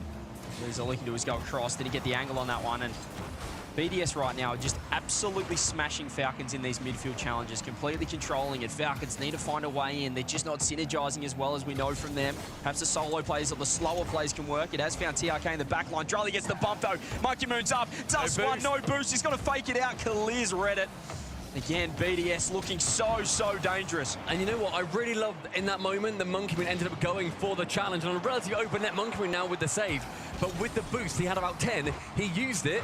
He then took it into an awkward position because then the defender is going to be able to hear him go for the boost. Kalias has to jump. It just makes that save a lot more awkward. And in that entire time, we have just seen Falcons actually turn things round. And almost a sigh of relief from the Falcons to get one back. It was the counter-attack. Rawas dusting Exotic. The demo came through as well. Monkey Moon trying to pre-flip the save. Falcons, a timely goal, 1-1. They can settle the nerves. They've always been chasing tails through this series. So to tie it up, they can really set themselves and get into this series. And they got a couple of goals in game one, bear in mind. It's just an issue that BDS scored about 2.5. TRK, a good chance to get that in, but crossbar again. You'd almost backed him in to score that as well. It's Rawas now, he's dusted. He's got a beautiful touch off the ceiling, so he's going to fake it low. That's the Falcons we know and love, 2-1. With no one up, what else are they going to do? There's no dramas here. Drali into a poor position. Complete fake from TRK. Sorry, from Rawas rather. TRK is the one who scores. It goes low as well. In case anyone reckons they can pre-jump, no thank you. Falcons secure a lead as we enter the final minute. Yeah, the offense is back. They're looking deadly at the moment. Exotic would have got 4 goals in game 1. Yet to trouble the scorer so far in game 2, but Drali's up, can get a quick touch, redirect, follow-up shot. It's got to get a bump through. No, the overcommit's come through as well. It's going to be open. Surely Rawas puts this one away. There you go. Falcons in the blink of an eye. It's gone from 1-0 down to 3-1 up. And we've seen Falcons. They won the semi-finals when we came to London on a runaway goal like that. On these chances where the opposition overcommits, and BDS need to be careful that they don't do that. Gentlemates in that series I'm describing, they had that full advantage, and then it turned around. Falcons, their counterattacks were so strong. BDS, they've let things go in the final minute here. It's going to be another goal, just about sneaking its way through, or not. Thank you very much, MM. Yeah, Monkey Moon's going to be happy with a nice little free save. Let's see if it amounts to anything here. He's certainly been the best player, I feel like. You know, Exotic's obviously had the 4 goals, but defensively, Monkey's been exceptional. Yeah. Outside of this last minute, where the first time we've really seen this defense fall apart from BDS. All bumps come through. Jolly's just worn that one. He's still got 100 as well. With a nice reset over the top. It's a perfect catch. Can he get 2? No, he cannot. Pass back, follow on Monkey into Exotic, and the pre-jump save. Falcons do not want to give them an inch here. They want to go into this one with a tied series. They're going to be able to level it up, and they might just be back. It could have been a decent little confidence boost for BDS as well. Get one at the death. Instead, Falcons, they score 1, and then the avalanche commences. 3 goals through a BDS that they've struggled to get any control with. And we see killers on that one. Rawas and TRK getting 1 goal each. Very different from game number 1, where we saw BDS and Exotic in particular hogging all of the plaudits. Yeah, you can see that was just a... I don't want to say it was a Monkey Moon 1v3, but you look at the stats there. He's got triple the points of his teammate in next place. He has absolutely dominated the scoreboard for that one. Obviously, a huge double touch. A free play double. But we give him credit for the placement. 4 saves, though. He's done very well defensively. But as you said, it's been a well-rounded performance from Falcons. And to be honest, they only played a minute of that game. We saw 1 minute of Falcons playing their proper style that we have seen before, I guess outside of grand finals. And they might just be back. It's a worry now for BDS, just how quickly those goals came through. Yeah, I mean, I think when you see your defense really starting to struggle, especially against a team such as Falcons, they are going to take advantage of that. They're going to make sure that you do not feel situated, that you have not got comfortability. The Falcons making sure they did that against the BDS that ran through them in game number 1. But game 3 in this best of 5 is going to see who moves on to that series point. Falcons have that momentum, but BDS, they have the most recent matchup in a higher pressure situation. Here we go. Massive game number 3. We've seen time and time again that we're really allergic to game 5s. We really are. We've had, what, 1 so far this we had Pioneer Secret. Was that the only game 5 that we've had so far? So, yes, everyone really not enjoying Champions Field. Maybe they don't like the sound of Shogun's voice or something. I'm not sure that's fair. There, but yeah, it's probably fair enough. Here we go, though. Massive game number 3 to get the lead. Like we said, it has proved vital for teams so far to lock in that 3-1 win. And right now, you're favouring Falcons with their boost control outside of a double commit here that might have really cost them. It's a fantastic pass and Drali, an even better shot. He had such a tight window to get that through. Slots at top bins. Dr. Drali is back in town. Clinical finish from him. Sinks it top bins. BDS 30 seconds through. And that opening goal, they couldn't secure one at the end of game number 2. But game number 3 is going to be the one where they can grab one back. Falcons making sure that does not become a trend. Just phenomenal placement there on that shot. I mean, it cannot be understated. He had to hit that off the post and in to be able to get that around the defender there. A great start for BDS, especially when the pressure went on, when Falcons scored 3 unanswered late in that game number 2. It's a great start here in game 3. Drally now, awkward touch. He's going to be able to jump again, get the low 50, and Monkey going to help out in net as well. To get the pass. He's trying to get in there. He's still got 0 boost. It's going to be over to Exotic in the corner. Tries to get the flick. This is Falcons just tightening the clasp right now in this offense. It's been sitting in this BDS defense now for 30 seconds. Trying to get it out, but they're low on boost. Yeah, boosts are ticking down. We see Killers trying to get it as high as possible. Exalted to the backboard, though, making sure that he doesn't need boost to get there, but he can escape with it. Instead, TRK is going to be standing in his way, rather Roas is going to be standing in his way. TRK now into challenge, Drali low. Exotic, the only player with boost on the team. TRK resets Drali back to 33 after he picked up 100. TRK now, big push, goes low, Monkey Moon to challenge. It's actually going to be a low set, and his teammate gets the memo, but as does the defense. This is nightmare stuff. Just being in defense for a minute and a half against Team Falcons, but they've worked it out. Down the other end now, nice flick over the top. TRK helping out the rotation on the way back. Escape. To get one out, and as you said, it was a nightmare. Perhaps could turn into a dream if they get the counter-attack. Exotic's awkward, and Exotic's whiffed, and he cannot be doing that against the Falcons. It's a brilliant read from Killers too. It's awkward. Sometimes they miss it. All gods bleed. From that position, though, you expect him to make a touch. Killers reads it much better than Exotic does, then the game is level. He just didn't expect the absolute slinger coming out off that sidewall, and looks very awkward as soon as that ball came in. Falcons tying it up once again. Great demo coming through. Roas just clearing the way for Kaliers. More bumps, and what a dunk from Kaliers as well. It's Exotic with low boost. Monkey Moon as well. Everyone low on BDS, but they've just worked it out. They're all in sync. They found a way into the blue half. For a microsecond, every player on BDS had 0. They were living off pads. The pennies were piling up. The Falcons were feasting on those sides and corners. Halfway through the game, and midfield is where the ball is going to be situated. Killers towards the backboard after a challenge.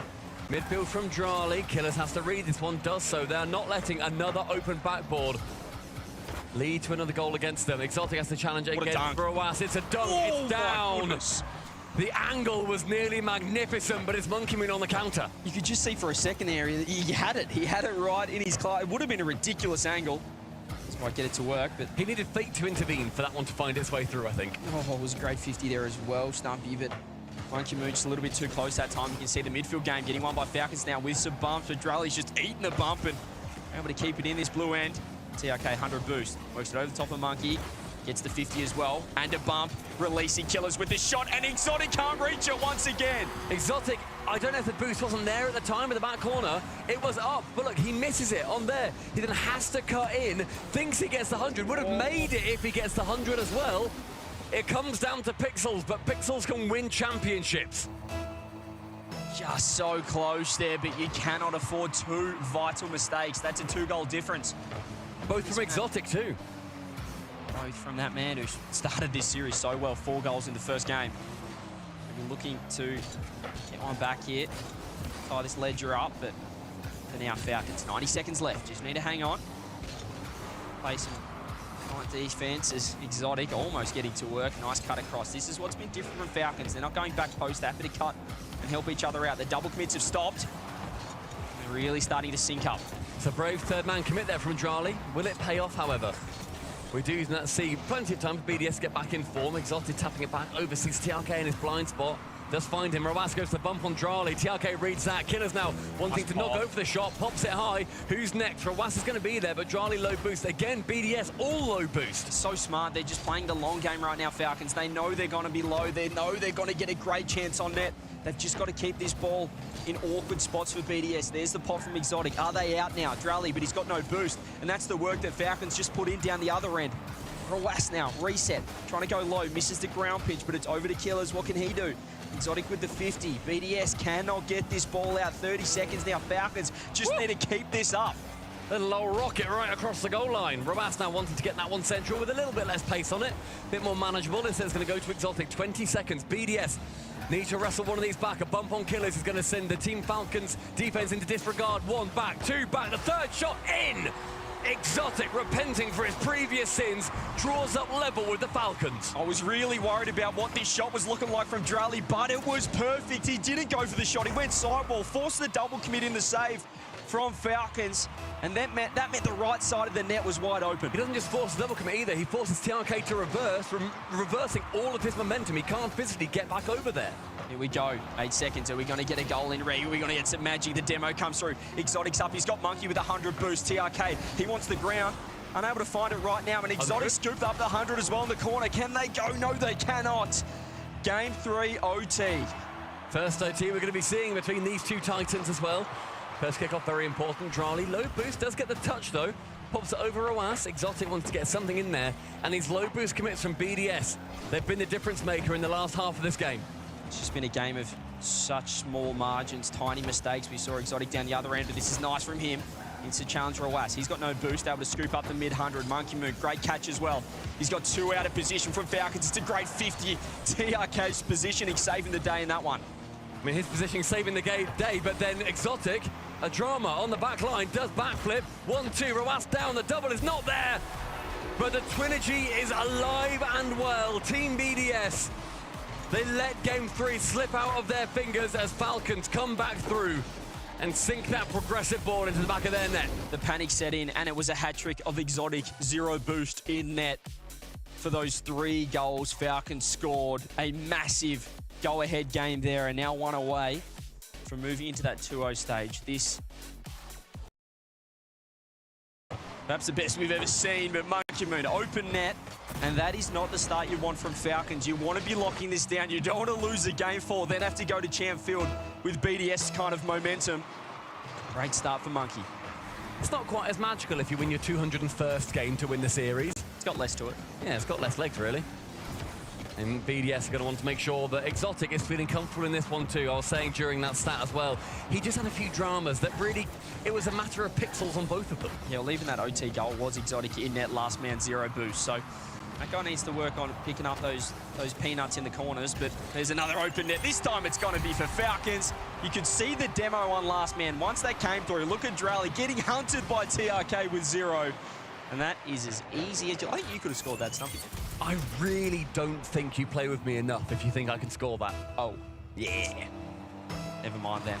Tell you what, who can? I tell you who can. That's Roas. Easy as you like. Well done, TRK, with the demo. Great return, great response here from Falcons. A lot of time to play in this game as well as Exotic works it around 1 and 2. Let's get a reset. And we saw as well Exotic having to dodge another bump from TRK. The man has smelled blood, and he sees that that may well be the key to a victory here in the 4th. Up over the top now, Monkey Moon. He's going to look for support with Drally. 100 boost in the corner. Nice first touch from him. Able to control it, but the pre-jump coming through. Roas up so quick on that. Killers as well, his brother.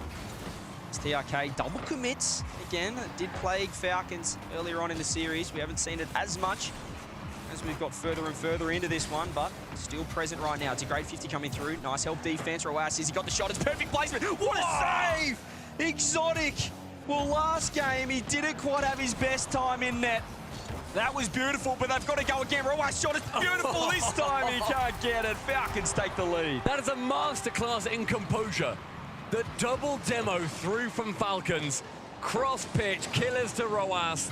It's a match made in heaven for the Falcons. They gain the lead from BDS. And my word, what a fashion to do it in. 200th game for TRK.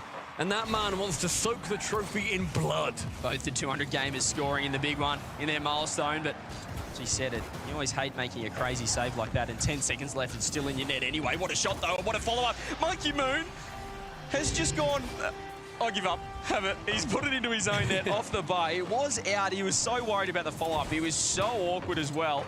And really, I mean, the question marks are it's the tough positioning. It's an own goal, Stumpy. It's an own goal. I'm not saying it's not. Mate. Chat, one in chat if that's an own goal. I want to say it. I'm not giving him any excuses there. He was awkward. He was out of position, but he still own goaled it. 3-1 Falcons, 3 minutes left. He was back post, mate. He's allowed to be back post. It was too quick. It was crossbar down. That crossbar is a paid actor. And it's going to go crossbar on that one. Killers, another punch to the gut of BDS. What a shot, what a flick as well off the reset. Rawas, 0 boost. All he had to do was get it round 1. You knew that his brother could get it around 2. And a 3-goal lead. How quickly can Falcons just put on multiple goals in a row? I mean, you look back at game number 1, a 6-2, I believe it was in that first, a 5-2 rather. Shot crossbar for Exotic, saved away. And it's a massive turnaround. BDS, they have fallen apart.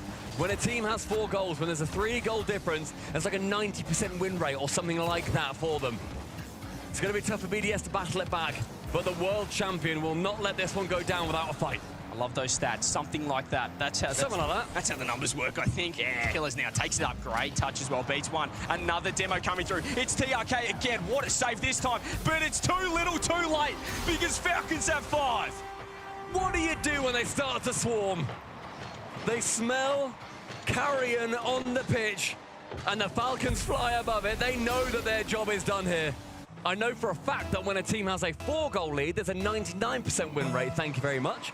Nothing like something like that on this one. Falcons, you may as well lock this in. There's 2.5 minutes remaining, but they have returned the punch from game 1. Well, you said it perfectly, though. There's still half a game left. We've had 6 goals. This is an OCE. I'm not sure what we're witnessing, but this is what Falcons can do. 5 on the board. Do they keep going? And we've got EU versus MENA at the moment, but we could have a Brazil in store unless BDS can bring up something special, and they need to find it. TRK reaching for that save. Khalil's 100 misses the touch, though. TRK has to go again. This has to be a goal, and Diz Drally, great shot. Cutting it down to that 90 or something % win rate. Only that 3-goal difference for them. Exotic shooting low. TRK, a poor clear into the center of both Rawas and Killers. They wait on the goal line, seeing what Drally can cook up, and he threads the needle. 2 minutes. 3 goals, BDS vying for game 5. Falcons have put on 3 in a minute. We haven't seen BDS score like that since that game 1, since Exotic put 4 on the board. Got to get to work now. 2 minutes, need 3. What do? It's in the right end so far. Khalil's with the clear downfield, and for us, TRK can get a redirect, doesn't get it on net that time. BDS looking to counter-attack, low boost as well. I mean, that's a hint, though, at how BDS are going to be playing. Look how aggressively they're up. They've got to go. I agree with them. But it does mean they're going to be completely susceptible to these counterattacks that Falcons have stung them with early on in this game in particular. That's poor positioning, means they can't get it out too easy. This time Exotic, though, you can see both of Falcons backing off. You know they're going into conservation mode. They've got the 3 goals. The Dreamers that wanted a Brazil, we can think again. They're not looking to score right now. They just need to keep 3 goals out of their net. Monkey Moon, backboard, follow up for Exotic. He's got to take the ceiling, fakes the reset. Killers doesn't worry about the fake, gets a touch. On his own in the sky, Falcons then end up getting the clear away. TRK, a reset. Johnny can clear it corner bound, but a bump in the net is going to be opening up somewhat. Killers backboard and miss a bump. Rawas now, final shot, final minute, final chance. They're trying to throw the ball forward, but they've got no boost to work with. Monkey Moon off the side. He's trying to find a pass, but there's another demo. It feels like only one team have discovered that mechanic right now. BDS cannot get any aggression. Throw it forward, Rawas up, dusting the midfield. Drally trying to keep it in. 40 seconds. They need 3. It's looking impossible so far. It's a great back post, but Exotic can't get there. Again, the opportunities, they're swarming. They're coming back round time and time again. Low boost across the board for the Falcons. TRK picks up 100, and now they immediately go on the attack, and TRK, in his 200th LAN career game, is going to sink the 6th.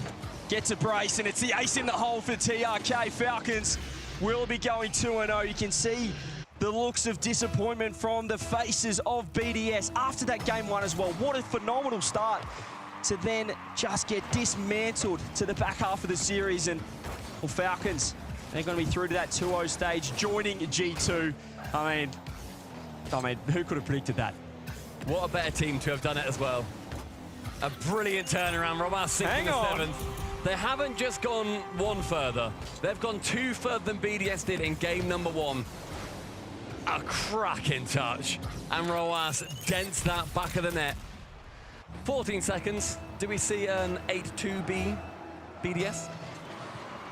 It could be possible here, 14 seconds. You can see that BDS have well and truly thrown in the towel for this one. Now it's all about stat padding. Fantasy players, enjoyers, talent will be watching with close eyes here with the 3 seconds left. Can Falcons get an 8th? Let's pretend like this is a game, a 0-second equalizer. Never mind. Never mind. Forget about it. Yeah, Falcons, though, they'll be happy with that one. What a result. What a response after that game 1. Yeah. 2-0 into that 3rd round of the Swiss. And you know what, Falcons? Oh, do that in the final.